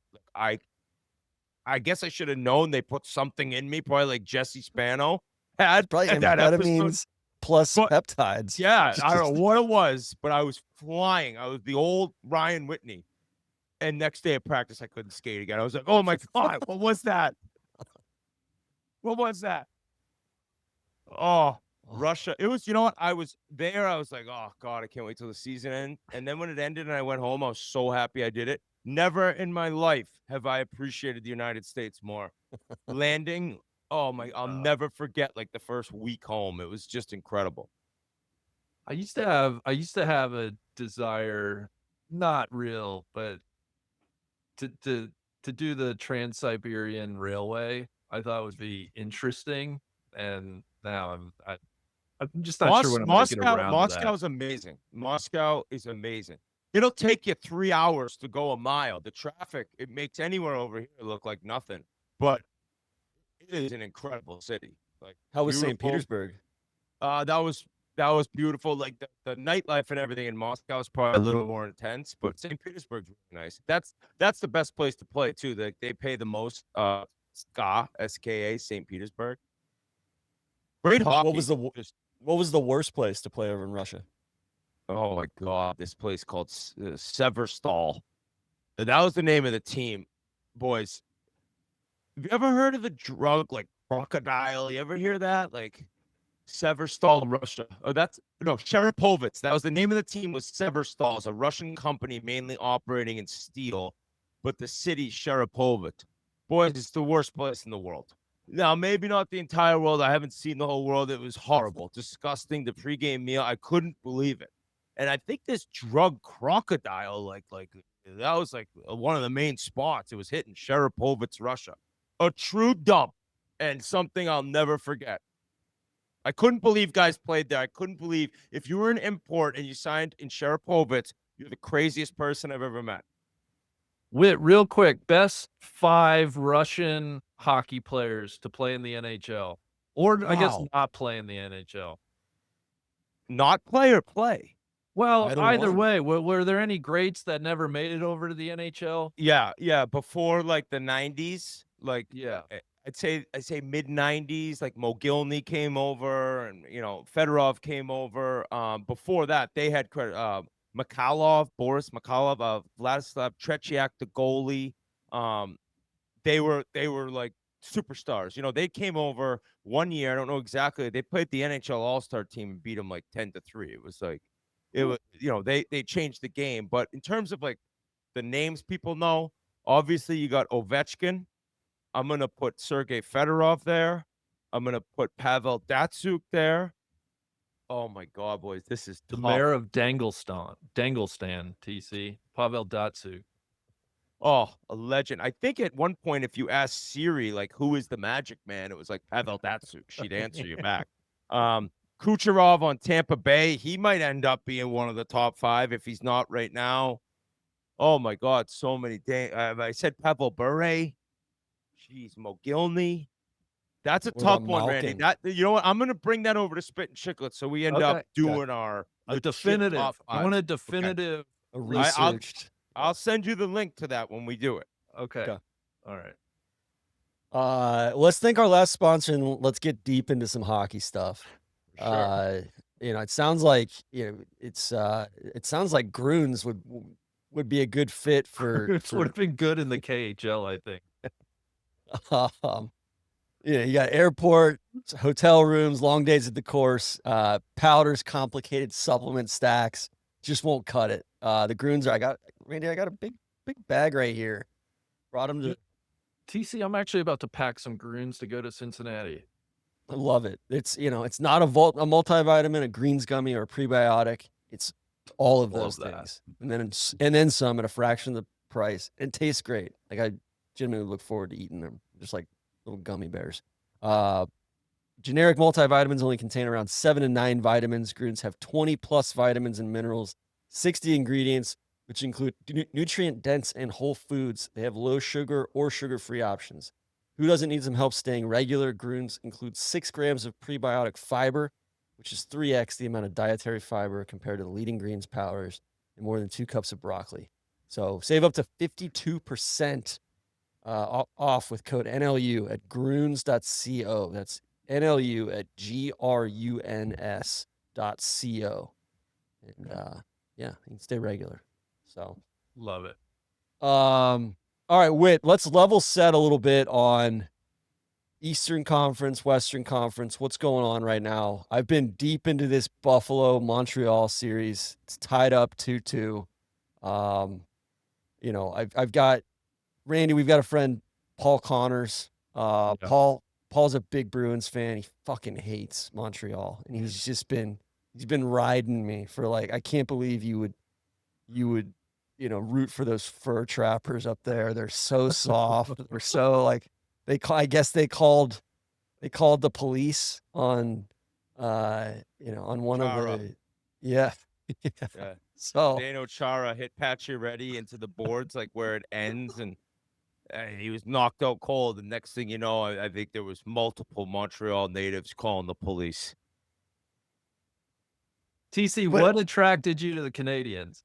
I love that they're just, like I don't like the greater Toronto area, just their sports teams. I think they're just really bitchy and entitled, but like the Maple Leafs fucking stink constantly. And I mean, with the former commissioner, head of the European tour, Keith Pelly, he's the head honcho there, and it sounds like he's just kind of I'm not sure if he bungled it, but it sounds like a pretty controversial head coaching hire up there. Yeah, it was GM. He GM, hired this that's guy, right. John Chayka, who was named GM of the Coyotes when he was like 26 years old. Ended up, and you know what's so funny right now, what we're doing, this is what Chiclets listeners complain about all the time, is that all we do is talk about Toronto, and we started talking about the playoffs quick, and now we're on the fucking Toronto Maple Leafs. I'm with you. I'll tell you what, that is the biggest market in the NHL. It's the Toronto Maple Leafs, original But they six. keep I get fencing it off, right? Like they're But trying to keep teams out of London or keep another team away from. Yeah, at times there was talk of a team in Hamilton that there'd never be another team that close to Toronto. They obviously the Yeah. Ottawa Senators are in Ontario, but they hired this guy John Chayka. He went on with the Coyotes. He got rid of Shane Doan. I don't know if you know who Shane Doan is. He's a good friend of ours on the show, and he'd helped out Paul Bissonnette a lot. And I don't know if he wanted to play one more year, and if he couldn't play, he was willing to just be around the team. And he's like the pros pro, 21-year NHLer. And Chaika's like, yeah, we don't need you. Like, we don't need you for playing. We don't need you to help out young guys. We don't need you in the front office. Like, smell you later. Which is kind of like, and he's 26 at the time. Well, he then got the team, like, I think they lost first round picks, second round pick. They got fined all this money because he was hosting his own combines. He was like bringing guys in before the combine when it's a set time to give guys tests, mental, physical, and figure out who you want to draft. Well, he was doing it on his own. And then after signing, I believe like a 3 or 4 year extension, he was like, I'm going to go meet with the New Jersey Devils. And the Coyotes like, no, you're not. Like, we just signed you. And he's like, oh, no, it's not about hiring. I don't know what he said it was about. And he comes back. He's like, I'm going to work for the Devils now. And they're like, no, and I'm not going to the bubble that they had in COVID when Tampa Bay won the Stanley Cup. It was the guy was just so then he's out of the game. And then he's taking over Wendy's. I think he owns like 60 Wendy's or something with his wife or something. I'm not exactly sure. Yeah, and then we talked about that, TC. Yeah. And then one of the most, famous franchises in the game hires him. And it's like he hasn't been in the game. Now they brought in Matt Sundin, who's a legend Swede who played for the Maple Leafs, and he's there also. But you guys mentioned last episode, the press conference was one of the craziest. Unbelievable. It was unbelievable. Now, I didn't love how like the guy asked it. Like he could have asked that question without. I think he called him a liar. Pretty leading. Yeah. He said some, and I guess Chaika's like wife and kids were there, and then he asked Keith Pelly instead of just asking Chaika, who's sitting right there. But a great day on Twitter, and I'm a Leafs hater. Like, I'm a loud. I hate the Leafs. So I was eating it up, and then they get the first overall pick the next day. It's like so classic. All right? So, do you consider the Leafs like for a let's say you're a big original six guy? Would you would most teams consider the Leafs their kind of hated? Are they like the less successful version of the Yankees? I Yeah, in terms of like fame, the Yankees are like the Canadians. Like all the titles, it's Yeah. kind of very similar, and the crest and the original six and the Yeah. just the history around the Canadians. The Leafs are the most pathetic franchise. I I'm telling you guys, they haven't won the cup since 1967. They haven't even been to the finals. Like this is truly a pathetic organization that just while I Are really they Are they the respect rudderless? Like, Cleveland do they have any Browns? sort of style What? that they adhere to, they've or are had they some just great teams, man. They've had some great teams, and in fairness, before this year, the past 4 or 5 years, they were just they were losing to Cup champs. They were losing to Florida. They were losing to Tampa. They beat Tampa. They've been out of the second round 2 times in I think like 26 years or something like that. But it's an amazing experience going to a game in Toronto, Yeah. and the city of Toronto is just Leafs, Leafs, Leafs. Even with a great Blue Jays team, a great Raptors team, if they are good, it's just the Leafs. It is. But the Leafs, if you don't like the Toronto Maple Leafs and you live in Canada, they are by far and away the most hated team by the rest of the country. Do you know what I mean? Yeah. Okay, they Totally. sound like the Steelers. I'm getting But Pittsburgh the confused Steelers a have lot. won. But the Steelers have won some Yeah. Super Bowls more recently. But Roethlisberger got 2, right? he I got think he won 2. Honestly, it kind of sounds like the Red Sox before they won Yeah. their titles. There's like no comparison to being. They're kind of like the Cowboys, but at least the Cowboys had the Okay. 90s, right? Yeah. yeah. You know what but it's actually I'll say the Cowboys. I'll say the Cowboys Okay. because yeah, but 67 boys, that's a long time. Yeah. Long time. Well, all right. So going back to Montreal, Yeah. I dig the fact that like their coach has to speak French, so that Yep. just whittles down the Canada pool drastically time. there. The place looks fucking electric. I mean, like you don't even need to know what's going on the screen. There's just the swells and the octaves that kind of come up and down. The ownership history seems interesting and I don't know. It just seems like it's the only thing going up there, and it's life and death, It's and they're life and successful as death, hell. and this team is so exciting. Like they're very young. They've hit a lot of home runs within the draft. They traded for Nick Suzuki. He was drafted. He's their captain. He was drafted by Vegas. He's been phenomenal. He's turned into he's a 100-point player this year. They got this Russian, this Demidov kid. They got him 5th overall. He slid in the draft a little bit because people weren't really sure, like, how long is he under contract in Russia and St. Petersburg, and so they get him. He hasn't scored in the playoffs, but he's going to be. I've said a lot. I think he could be like Kucherov, incredible. Then they got this Lane Hudson kid who played at BU, and I was kind of helping out like once in a while with the BU, I was around the team his sophomore year, and he was, I mean, like a superstar. Like I was like, I can't believe this kid. Like he's an undersized, tiny defenseman with an engine on him like no other. He's flying around. And I was like, oh, he's playing in the NHL, but will he be this good? And he's like better than he was in college because now he's got better players. So their nucleus, Cole Caulfield's an American kid he had over 50 goals this year.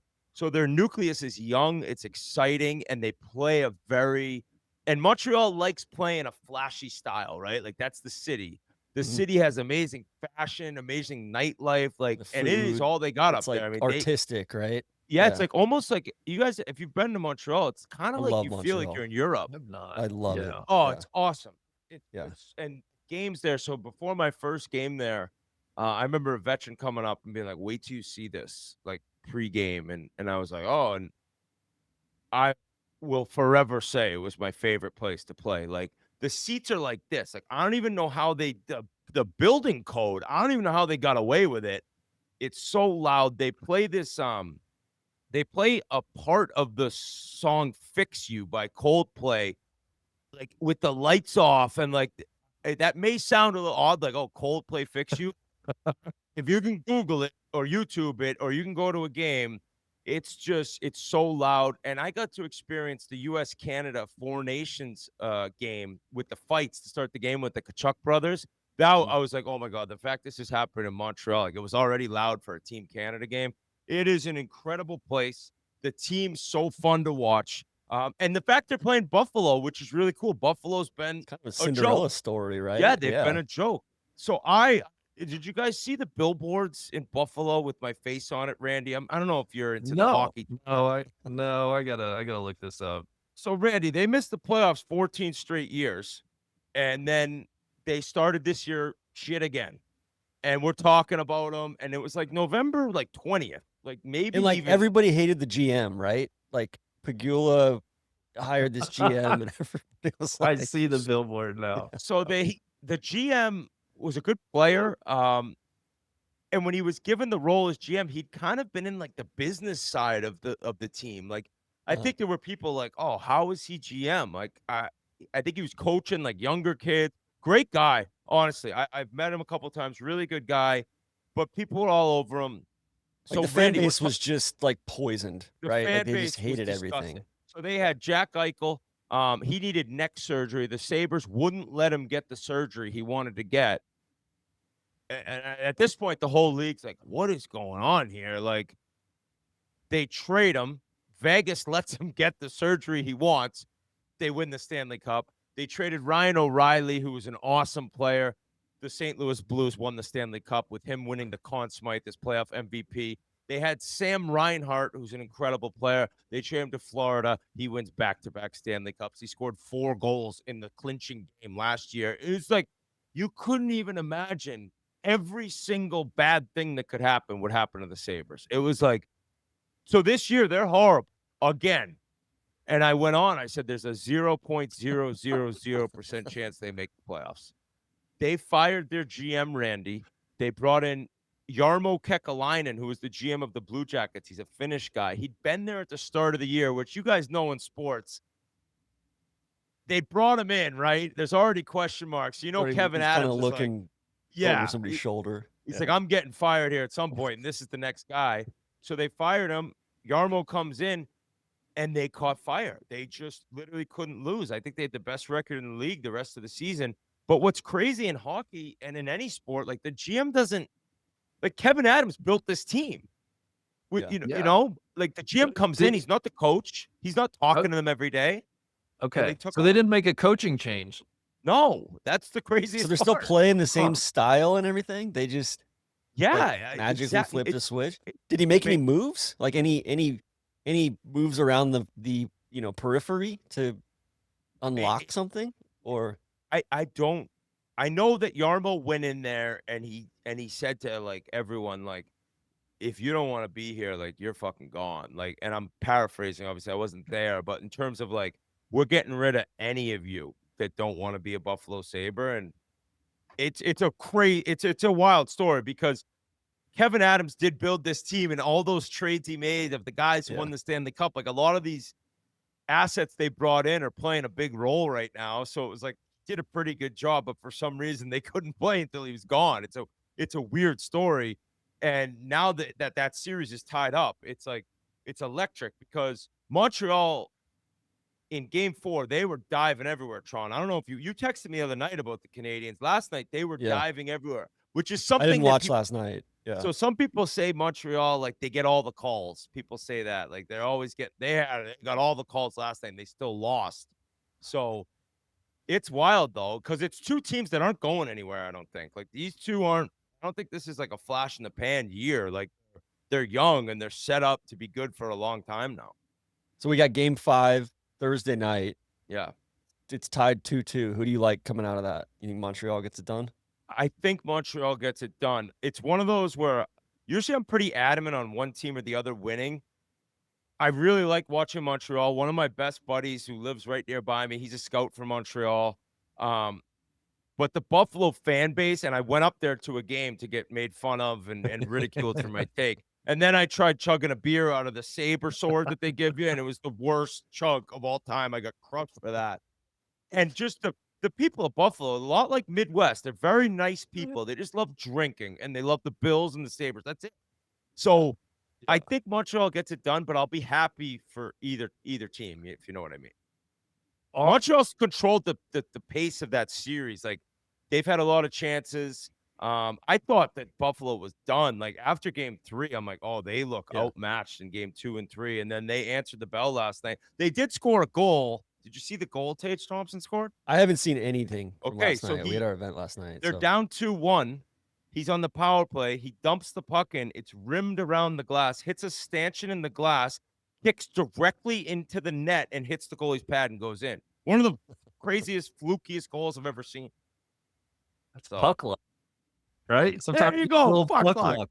You need puck luck to win the cup. You know that, Randy. Hey, all right. Can I ask a stupid question? Does the NHL still do 2-3-2 in best of sevens, or do they do the 2-2-1-1-1? Yeah, 2-2-1-1-1. Probably. All right. That's what they do there. Which I think, like, obviously, like to save on the travel with 2-3-2 makes sense, but I kind of like how it is now. 2-2, 2-2-1-1-1 is sick. Yeah. just Yeah. back this- and All right. forth. Will Game you 5 will explain to be in me? Buffalo? Sorry. They have Buffalo has home ice in that one. Will you explain to me what the forecheck is? Like I was, I was watching the TNT show the other night. Really, Biz is. I think it was the intermission show after the first or second one, and he's talking about who's he talking about? I don't know, somebody on Montreal getting a little puck happy and something about the forecheck and this and that. Like just the turns of phrase are like he's fucking brilliant on that show. I'll tell you, And I, he's and I love that coach they've got on there too. The guy, what night? What night was it? Who was on that night? Because they bring in different coaches Yeah. sometimes. I they don't had the remember what- coach that's kind of I don't know, he's like the turnaround specialist. He's like the new version of like Tortorella or whomever. I'll look. Oh, okay. So hold Let me on. Let me. see. It Columbus was coach, right? Why am I drawing? Oh, Rick Bonus. Jeez, I had to look it up. I'm drawing a blank. I apologize, Rick. Great coach. He was awesome on there. Biz is great at that. I mean, he's electric, and Biz will say himself, he was a plug. He was a grocery stick. You know what that is, Randy? Grocery stick? No, I haven't Grocery heard that one. stick. Grocery stick is a great term for the guy who's not playing at all. So he sits between where the defensemen are and the forwards are because he's not playing. He's the grocery stick, separating the D and the forward. He's not. That was Biz at times, but he was tough. But he knows a lot about the game. So the forecheck, yeah. mainly, you always want to have possession, right? But the NHL's so fast. These guys are so good that if you're approaching the offensive zone, and you don't have like an odd man rush, or you're not a player that's just elite one-on-one skill, and specifically in the playoffs, you're chipping the puck in, you're dumping it in. Yeah. But there's good dumps and bad dumps, good chips, bad We know chips, that. where if you rim it around, it may go right to their defenseman in the cross corner and they're out of the zone. So you always want to place it in a spot where then the defenseman has to pivot, which is turn around, get it. You're hopefully running them through the glass, and then another forward's coming in and picking up that puck. Now, there's a bunch of different forechecks you have. You have like a forecheck where if you'll throw it in the corner, the other forward's going to the other corner. So when that D goes D to D behind the net, and if I'm like going too fast here, you have any questions, let me know. The other forward's hammering that other defenseman who's getting the puck, and you're creating the turnover there. So it's Okay. all about the forecheck is about creating turnovers. That's all it is. And in the playoffs, that's like what you're seeing 90% of these shifts is guys like, and they're trying to kill each other. Like, it's like, I'm going to run this guy through the wall. I'm going to separate him from the puck. And then all of a sudden we get possession and we're working in the offensive zone. Okay, this might lead into one of the questions I wanted to ask you with. So, I'm not strong on hockey tactics overall by any means, but I don't know if I need to be to ask you this question. If and how does playoff hockey change compared to regular season hockey? You know, like the NBA gets more physical in the playoffs. The game slows down. Baseball, managers go to the bullpen a lot sooner, and starting pitchers aren't given a long leash. What are the ways like playoff hockey besides the intensity? Do the tactics change at all? The tactics don't change a ton. The physicality is ramped up on a different level. Whereas Okay. like 82 games, and they're going to 84 games, which is brutal. They should go down to 72 games, but throughout the regular season, like, there are nights, man, you're kind of like, defenseman moves the puck, you're within range of hitting him, you're just swooping, you're not hitting him, right? Like, and there's certain players that never can do that. But in the playoffs, every single player is finishing every single hit, right? And like maybe at a time in the regular season, game 57 in early January or whatever, you're not diving face first in front of a puck to block it. Like, you're trying to block it, you hope you block it, but at this point in the season, you're like, I'm gonna get my teeth knocked out to block this puck. It's actually funny that you brought that up because my dad took me to a Bruins playoff game. I think I was 10 or 11, and he had taken me, say, like 3 or 4 regular season games up until that point, and I was like, why don't they play like this all the time? Like, this is him telling the story, and he was like, because they'd be dead by December. Like, you just like the way they're playing and like putting it all on the line for 2 months. If you go to the cup final, like, it just you can't really do it after the cup final. Like, teams after the cup, Wayne Gretzky said when they lost to the Islanders, when the Islanders, I think, won their 4th in a row, him and a few other guys in the Oilers were walking by, and they happened to have to walk by the Islanders locker room, and the celebrations going on, and he's thinking he's going to see the guys going nuts, and he's like, it was all like the wives and the families partying, and the guys are just sitting there with ice bags. Like, there's not a lot to give at the end of this, and it's 2 months long. So if you were to try to do it all year, you can't. And like, not to be a hardo hockey guy, but I don't think there's like another sport that's like doing it like Truly. NHL players in the playoffs. Like, guys are getting their teeth knocked out or 25 stitches in the face or a broken foot, and you're not missing a game. Like, it's like I remember we went to the finals in Pittsburgh. I want to say every guy was getting Toradol before every playoff game, or once your injury happened. Like, everyone is injured. Probably at this point, there's 8 teams left. You got to think like, 15 guys at least on every team are injured. Yeah. It's the best thing going. Like, it's like just the playoff environment and I mean, the intensity of it is unbelievable. Yeah. And it's like, it's just every shift matters so much. Whereas like, I've long been a basketball like hater, and it's just like, I don't know, like I flip on a basketball playoff game from an NHL game. I'm like, what the hell is this? Like, this music playing as he's dribbling the ball, and like, then in hockey, any turnover could create a scoring chance, which then it's 1-0 early in the first. The game ends 1-0. It's like, it's just so fast paced and intense. And I'm very biased, but I appreciate you saying that, Tron. Like, I could tell. I saw your tweet, and then you texted me. I'm like, oh, we got another one. We hooked him in. Well, it's funny because I've done it. Like, I've gotten into it in the past.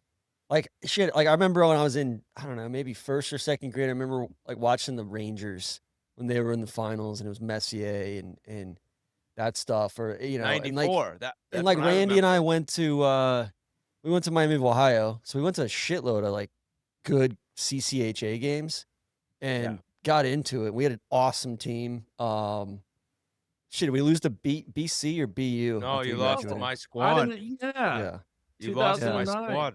2 Maybe goals one up of with the like a minute to go. Oh God. You guys were up 2 with like a minute 20 to go, and we Yes. won. Yeah, it was It's brutal. insane. I can remember where I was watching that. Yeah. It was was But haunting. another thing about NHL, which this is the shitty part. It is so made to be seen in person. Yeah. I, Oh, it's I the can best sport in person by I can far. admit that on TV, if you're not a hockey fan, you never played hockey fan, it can be like, where's the puck? What's going on? But you go to a game and you're like, these guys are enormous. They're flying around on this much steel, and they're killing each other. So football, where I think football is horrible in person, like, Yeah. personally, it's just Totally like, agree. oh, like, plays over, wait. Yeah. And on TV, it's amazing. TV football is incredible, but hockey's the opposite, which I think is the real reason, amongst other reasons, that it's like probably never going to be like NFL or NBA. And I used to go to Thrashers games in Atlanta too, and they were like Well, that just doesn't about to count. get over the hump. No, but like they were about to be really good, right? With Kovalchuk and Danny Heatley, and then there was the car accident, and everything just kind of spun apart. So and like that, um, it was weird yeah. because like that arena was made for basketball. So if you remember, Yeah. the one side was all the It was suites. all boxes, yeah. Yeah, it was like kind of goofy. My buddy Colby Armstrong, he works with us at Chiclets. We were on Pittsburgh together, and we had a great team. So my rookie year, which was his rookie year, which was Crosby's rookie year, we missed the playoffs, but you could tell like, wow, this kid is. I mean, we have the next great one, like Sidney Crosby. Then Malkin comes the next year. We make the playoffs, but we lose in 5 games to Ottawa, who went to the Cup final. The next year, we're cooking. We're like, all right, we got a hell of a team. And Army got traded from Marion Hossa to Atlanta. And I remember seeing him down in Atlanta. And we have Hossa now. We're a wagon. He's in Atlanta. There's 7,000 people there. Nobody gives a shit about Nobody hockey. went. Nobody wanted Could to have go cried. because everybody lives 45 minutes to an hour north of the city. Nobody went, and it was brutal in their blue uniforms. Now, funny enough, the next year, so we went to the finals that year and lost to Pittsburgh. The next year we come back, we lose Hossa. He signs with Detroit, the team that just beat us. And I get a call a week before the deadline. Yeah, you've been traded. I got traded to Anaheim, and Pittsburgh won the cup, beating Detroit. So people are like, do you have a ring? I'm like, no, and I wouldn't even want one. I wasn't on the team. I didn't win it. So I was in Army's shoes a year later. All right, question for you. Like I watched a bunch of the Carolina Philadelphia series.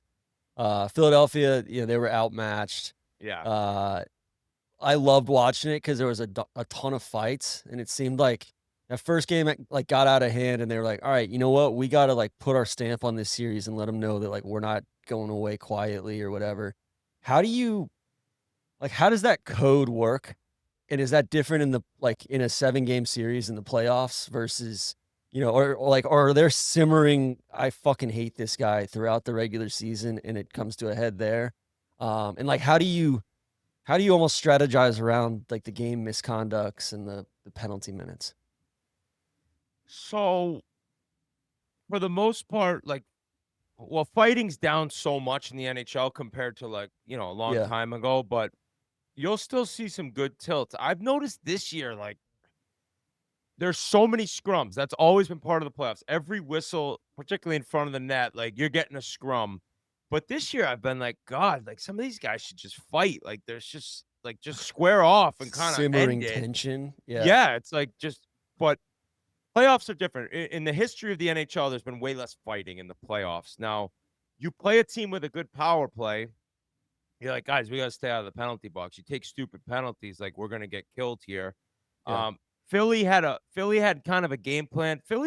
I think Philly had 3% chance to make the playoffs with like 25 games to go. Like the fact they got in and won a round was incredible. Yeah. They got a kid that played at Michigan They're State super this young, year. right? Super young. Rick Tocchet was a great player for the Flyers. He came back as coach this year. No expectations. They make the playoffs, win a round.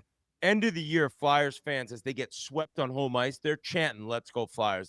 And in the handshake line, Rod Brindamore, who played for Philly and now coaches Carolina, he said to Rick Tocchet, like, "Look at what you've done. Like, you've brought this back." Because there've been some tough years in Philly, which is a hockey town. I mean, they love the Flyers. Yeah. And where was I going with this? So Philly ends up losing to them, but they had no chance going in. They had no chance. So So they were like, hey, we're going to just muck it up and we're just going that to was, be I as think, physical as possible. We call Philly scumbags. They're just scumbags. They're scumbag people, scumbag fans. And I always tell everyone it's a compliment. They take pride in it. Yeah. A guy came up to me once. He's like, "You calling me a scumbag?" I'm like, "That's a compliment. You're a scumbag Philly guy. Like, that's what you want." But we said they had to really scum it up. But like Carolina's kind of skating away from them. Like, well, we know we're better. We're not going to let you, do this. And they were outmatched. You said it perfect. But Who was the guy in Carolina? He's like the assistant captain. He had assists out the ass. So the line of Taylor Hall, Logan Stank. Yeah. Yes. Yeah. So Taylor Hall is a former first overall pick. I lived with him in Edmonton. He was first overall pick. Funny story. He was a cocky kid. Like, he came in like superstar in junior, comes in first overall, and I love him. Like, I literally love him. But he was like kind of like mouthing off to me, and one of the guys was like, "Hey, like, show him a little respect. He played in the Olympics last year when I played in the 2010 Olympics." He's like, "Yeah, what do you play? 3 minutes a game?" I'll never forget that. But he ended up getting traded from Edmonton to New Jersey. He won the Hart Trophy as MVP there. Then he was bouncing around. He ended up in Buffalo for a year. He's in Chicago. And then he went to Carolina last year, and he's like, it's a resurgence. He's 34 now, and he's Yeah. playing phenomenal. And the whole How does a story, guy like that bounce around? Like, why is he bouncing around? Like, wouldn't that be a guy that you would build your yeah, that's a great question. He's stuff he's had a around? lot of injuries, man. He's battled a ton of Okay. injuries. And certain systems fit different guys. I think it's Yeah. similar to football, I'd say. Like, you guys are the ball knowers, but Carolina is like, they're fast paced. They're on you all the time. Like, they play man on man in the defensive zone. And I mean, it's self-explanatory, but it's very uncommon where, hey, that's your guy and you have him everywhere. A lot of NHL teams don't do that. Like, almost none do completely. They'll kind of mix and match like a zone and a man on man. Carolina's man on man. So it's a fast team that is in your face. They play quick, and that's Taylor Hall's game. So he's fit in well there. But the Carolina story is crazy because they won the cup in 06. That was my rookie year. Rod Brindamore was their captain. He's now the coach. Which And and since he then, just seems like he pisses intensity, and he's this just guy's like, an animal. This guy, they had to lock him out of the gym when he was a player. He literally just, I mean, you should see him now. Talk about peptides. This guy, he is Yeah, an ask animal. him. Animal. I gotta ask him, although he's probably all natural. So since '06, I want to say they might have been to 6 Eastern Conference Finals, or say 4 to 6. They just get swept. They just get, like, Pittsburgh swept them. The Bruins beat them one year. The Panthers dusted them the last few years. It's like they just can't get over the hump, right? But this year, something feels different because there's no Panthers in the mix. There's no Lightning in the mix, and those teams would just like beat the shit out of them. Because Carolina's a little smaller, they're quicker, they're faster, but they're not like a big playoff strong type hockey team. But now that, they're like a bunch of overachievers that are just gonna out yeah, hustle you, or they out hustle you. I wouldn't say overachievers. They have some good players. I've long said they don't have Picking like up a like a more superstar. finesse team, maybe, is what you're describing. No, they're not finesse. They're not Okay. finesse, but they're All not right. like they're not like they're not relying on one or two guys. Like, they don't have a McDavid or a McKinnon or a Crosby. Like, they're just a true team. And I think this is the year they're going to win the East. And I mean, they're 8-0. They haven't lost a playoff game yet.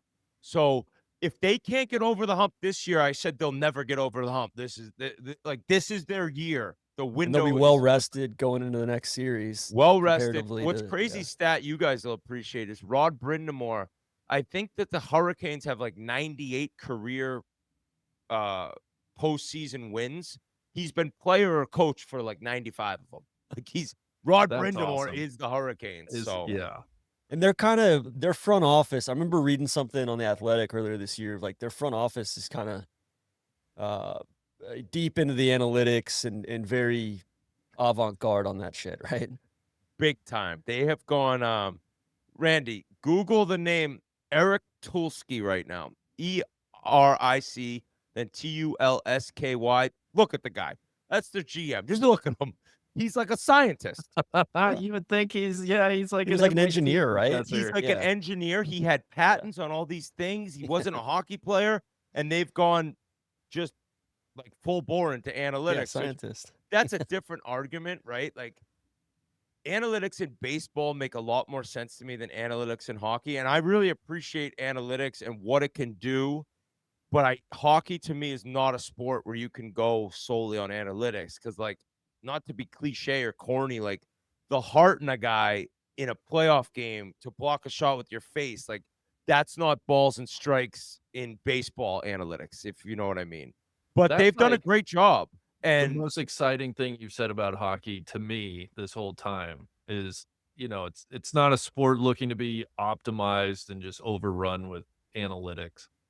Yeah, and it's not. And it's definitely become a bigger factor in the game, but everyone will kind of tell you like you cannot draft a guy or sign a guy based on analytics alone. Like, Yeah. not to mention, I'm talking hard on the ice. Like, how about analytics telling you a guy in a locker room and in a teammate, where I know every sport, like the locker room and the team and like how close everyone is matters. Hockey's like, to me, different. Once again, bias, but like what you're doing, what you're willing to do for every other guy in that room just like matters so much. And it's such a long year. You're with each other all year. And then, your buddy gets hit from behind and like it's some monster who hit him from behind. And it's me who never fought. And like, all right, I got to fight this guy though. Like, that doesn't, analytics doesn't like transfer over that to me. But Carolina has gone all in on that. And their owner, he's an interesting guy, this Tom Dundon. He just bought the Trailblazers, right? Yeah. Like Like, I heard at one point when he came in, he's like, "Yeah, we're not paying for the scouts' cell phone bills anymore." I was like, "Huh? Nah, that's alleged, I guess." But they've tried their best to bring a superstar in. So Mikko Rantanen is this incredible player on the Dallas Stars. They traded for him last year, like before the deadline, and everyone's like, "Oh my God, Carolina finally got a superstar." And then Rantanen was going to be a free agent, so they were trying to sign him, right? And he didn't. He was like, "I'm not signing here. Like, I don't like this style of play." So then they traded him again, and then they brought in this kid Logan Stankoven. I think he's 5'6". He might be 5'7". And people are like, "This is your second line center? Like, how are you going into playoffs with Logan Stankoven as your second line center?" He's been insane. He scored 5 games in a row at one point. So they've hit some home runs with some guys that maybe people around the league thought wouldn't necessarily work the way it has. And they their had a guy. fans Yeah. are unreal.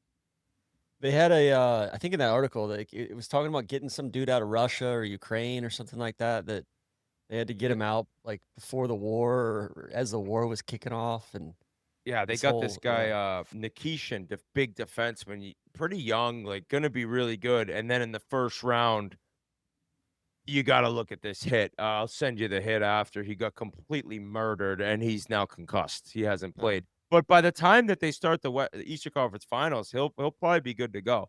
They have a great team, and they are truly like a 4-line team where you don't see the fourth line there playing like 5 minutes like Bissonnette did. You see like the fourth line might play like 12 minutes. Like, the ice time spread out even. And it's a tough building to play in. I remember playing there. People are tailgating at 2:00, and then they're completely wrecked. It's right next to NC State. Okay, I got a question. Can we move out west? Not Yeah. my Yeah. abs, but real here in quick. Denver. Okay. Like, what's the shelf life on a Rod Brindamore? Like it seems like the shelf life on these coaches in hockey is, like the team takes on the personality of the coach, it seems like, or chews him up and spits him out, and you're getting a new coach in 18 months or something like that. Like I'm a huge Tortorella guy. Just always loved his pressers, all that shit. But it's like, it seems like he comes in, he whips the program into shape, and then he wears out his welcome within 14 months. Yeah. It's you just literally described certain guys. And like Bruce Cassidy's a guy who, ironically enough, Tortorella just replaced. These guys, some of these guys, and it's changed a little bit, like with how soft, not to be the boomer guy, but like the new generation of players, like they can't really like take it, and they have so much control now. Like, the players control everything now as young kids. They can't handle it. So these guys will come in and they'll fucking lose their shit on guys every single day and torture guys in video. But these are great X's and O's coaches. But I'm telling you, like, you're coming to the bench, and I mean, you're getting chewed out like you can't believe. And then you make another mistake, and the same thing happens. And over time, they wear out their welcome. Tortorella's been a guy like that. Bruce Cassidy's just let go. He's like that. But if you get one of those guys in with a team that's like ready to win, they can get you over the top. And Tortorella's done it, and Cassidy did it in Vegas after going to the finals in Boston. And then they were like, all right, all the players hate him. Time to go. And it's funny because some of these guys, they will always get hired, and 2 to 4 years later, they're getting fired. It's just, but It's a I short do shelf agree, life. like with some people who are like, the amount of coaches that get fired and how quickly it happens in the NHL now is kind of a disgrace. Like, Yeah. at some point, you got to be like, all right, guys, like figure it out. Like, yeah, he's mean to you. Oh my God, you know. It sounds like Cassidy needs to go up I to heard a funny Edmonton. story. I heard a funny story about Cassidy the other day. We had Torrey Krug on our show, and he was saying, forget the player he was talking about, but the guy was playing like shit. He'd had like a month of just dog shit play, and Cassidy had been all over him. And then there was a guy skating around in between faceoffs, and he was just giving it to this kid on the bench. This guy on the bench is like, "You're horrible." He's like, "You are horrible." And then like he's finally changed, and Cassidy goes, "He's got a point." Like just stuff like that, where you're like, "Oh my Yeah. God." Yeah. What? All right. So Western Conference. I wanted to ask about, Yeah. do you like the new playoff format? Because I feel like that's got some people that really like it, people that just how the seedings work. Because you have the top 3 teams by points in the West. You know, 2 of them are going to get eliminated before the conference finals. Curious about that. And is this Minnesota-Colorado series essentially the Western Conference Finals in your opinion? There's part of me that thinks it's like the cup final. That's not giving enough respect to Vegas. I don't think Anaheim can win the cup, but the playoff. All right, so unfortunately, I'm not gonna have like a hot take or a strong take on this because I see both sides. The reason they have it now, where so the Central Division, the Pacific Division in the West, and the Metro and the Atlantic in the East, top 3 teams get in. The one team is going to play one of the wild card teams, and then the one team from the other division plays a wild card team. So then 2 and 3 in each division play each other first round. Now, unfortunately, this year in the Central, Colorado, Dallas, and Minnesota were like the best 3 teams in the league, basically. The reason that they like it, or Gary Bettman likes it, is it's creating these rivalries, right? And he's very adamant about how good the first round is in the playoffs, which I agree with. Like the first round in the NHL playoffs, unfortunately, sometimes with the way it works now, it gets a little worse. Like sometimes the conference finals aren't as good of games in hockey as the first round.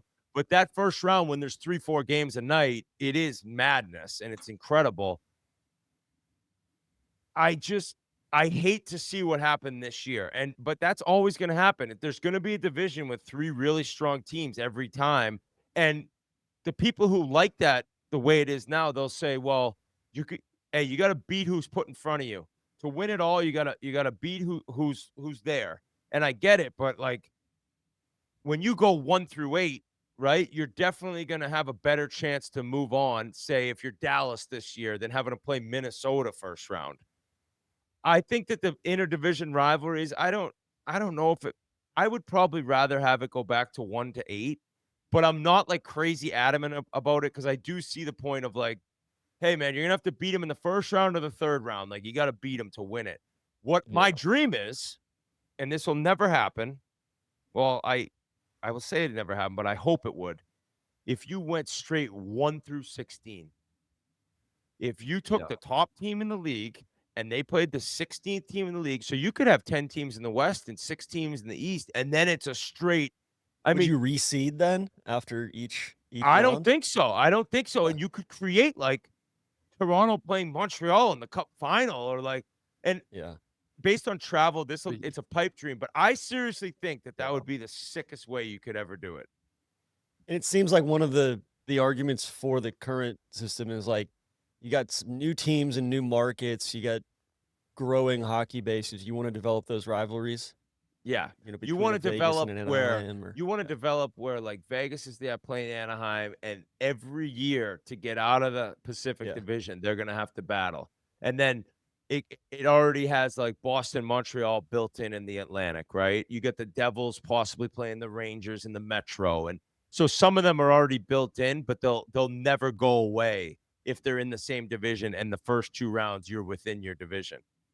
That's the main reason. But every year it seems to be that there's one division where a team is getting, not only is a team getting hosed losing in the first round as Dallas did, but a team's getting hosed if they come out of the division because they've gotten the shit kicked out of them to come out of there because they've played two good teams. And that's the argument that people have about Carolina being fraudulent, is they play in the Metro. So these past few years, like the Metro's been brutal overall, and they just walk out of the first two rounds every year and then get thumped in the conference final. So it's like, well, if you're in a bad division and you're good, you're laughing on your way to the conference final. Yeah. And then a team like Colorado this year, if they beat, or say Minnesota, if they were to somehow beat Colorado, it's like they beat Dallas and Colorado. What do they have left to give in the conference final? It's like, it goes both ways.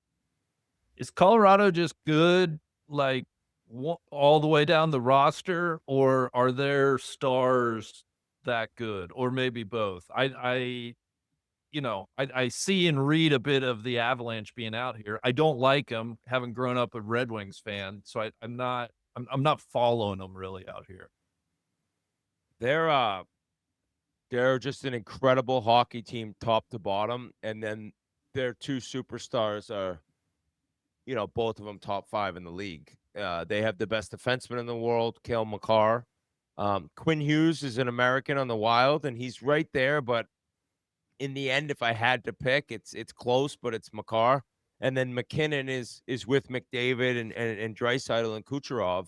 So they have these two guys that are complete game breakers. McKinnon's a complete psychopath. Like a true crazy person. The guy just, his whole life revolves around his craft, and like every minute he's awake, he's just thinking of how I can get better. Like the funniest thing is, it came out that he's into like swimming in terms of like recovery between playoff games and throughout the season. So then he came on the show, and we're like friendly with him. He actually launched our golf, like we do sandbagger golf matches. Yeah. He was the first one. We played him and Crosby. And my buddy Biz, who's a 30 handicap, was like 3 over through 9. And McKinnon's like, "You're a fucking sandbagger." That was like how we named it, sandbagger. But he came on our show, and we had heard about the swimming stuff. And he was just like, yeah, next question, basically. Like he didn't even want to talk about it. And then a video came out. Some lunatic Wild fan was recording him swimming at the pool in between games 3 and 4. And he's using no arms, and he's kicking with his flippers on. He's got his goggles, and he looks up, and it's like, wow, this guy's crazy. But he's just like out of this world skilled, and his compete level, and he's so good. But then if you look at the rest of their team, they traded for Nazem Kadri, who was a big part of their Stanley Cup a few years ago, and then they didn't sign him. He went to Calgary, and since then they've lost in the first round. They haven't had what it takes. So this year they were like, we got to bring him back, which is so funny. Like, why didn't you just sign him? You'd probably have another cup by now. They're very deep. They're very deep. They got a bunch of talented guys. They have 2 good goalies, which they've gone back and forth with the last couple games, but they're my team. Now, before the playoffs, it was like they were plus 290 to win the cup. It's like, well, you're not going to bet that, but it kind of shows, like, I'd be surprised if they don't win the cup. I'm always shocked at how much the goalies get switched out. Like that's new, Sean. It's crazy. That's new. Okay, is that like an analytics thing, or is that like a matchups thing? That I've asked so many different people their opinion on this, because growing up where every team had their guy, it's so different now. Yeah. For some reason in the past, and goalies are like psychologically pretty fucked up to begin with. Yeah, right? they're really they're fucked up people. Weird really human beings. fucked up. Weirdos. When you meet a goalie that's like a normal guy, you're like, oh, this is so weird that you're a goalie. Yeah. Like, you're supposed to be like my college goalie who didn't speak the day of games. But like, part of it might be that guys now are so skilled, and it's like a bigger discussion into like kids are skating at 8, 9 years old all year. They have private skill coaches, and you're seeing like guys come up like, how is this kid at 18 years old this good? Like, the game's changed, so their shots are better, the stick technology's better, like everything's changed, where goalies now, besides a few guys, like they'll have a great season and you're like, all right, this guy's ready to take the next step, and then he sucks the next year. And then there's a guy who's horrible, and then the next season he's unreal, and there's no way to like put your mind around like goaltending. Like it's such a weird position now that you don't know what you're going to get year by year.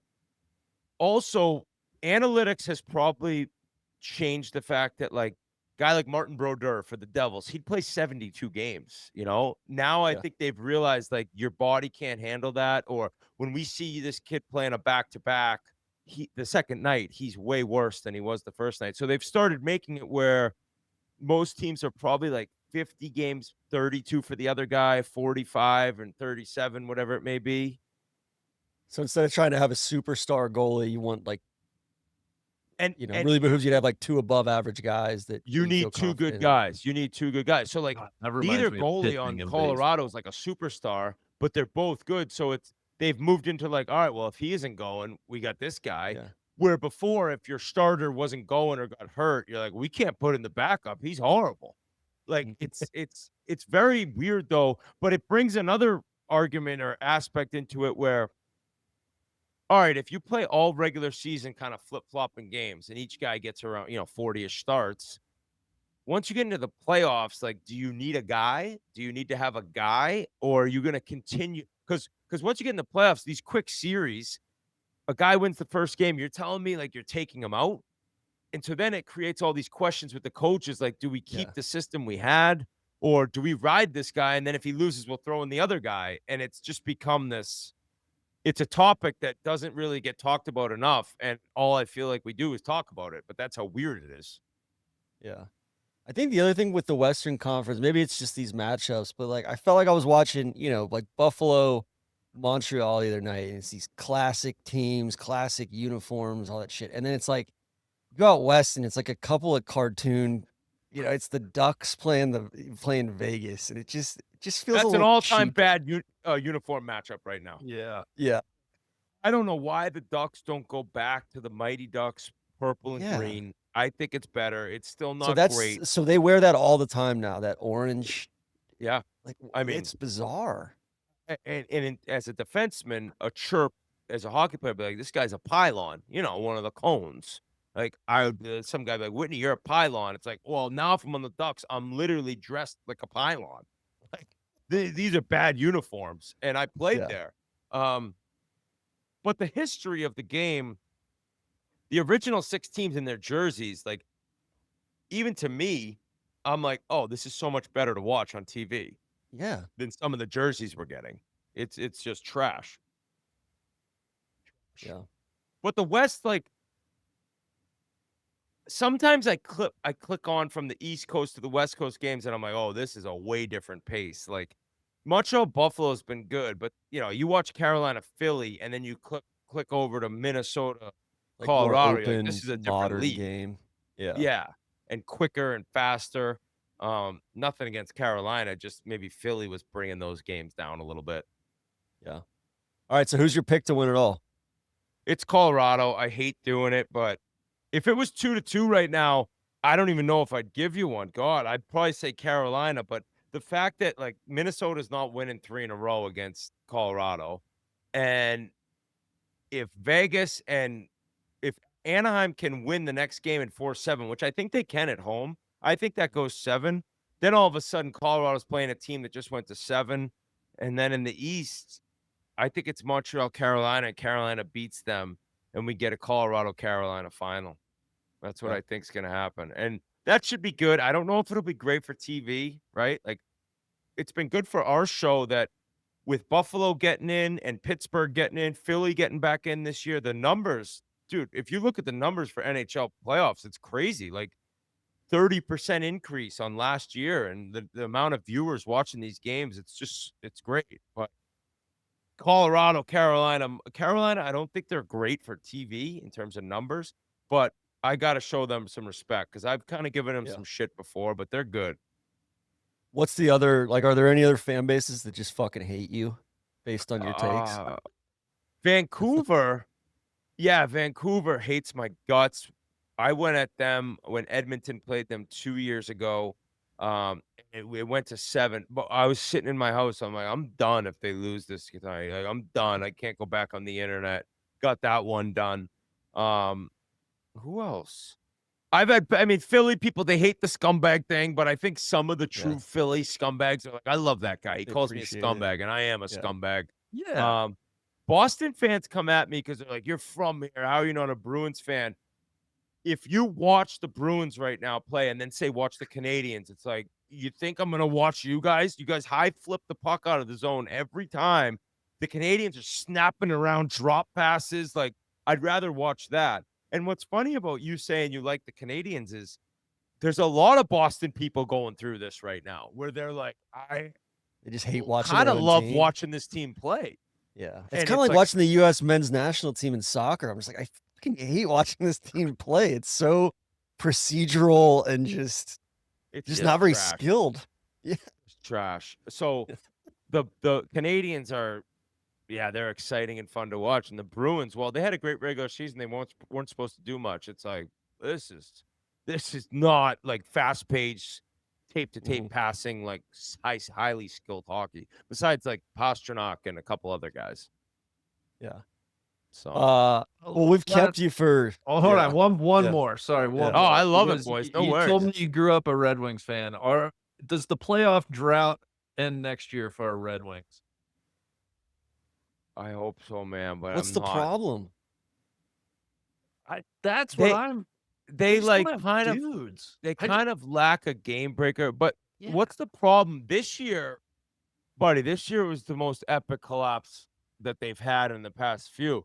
The last 3 years, I believe their record in March and April is like they're like 10-50, and this is a complete exaggeration. But this year they had it.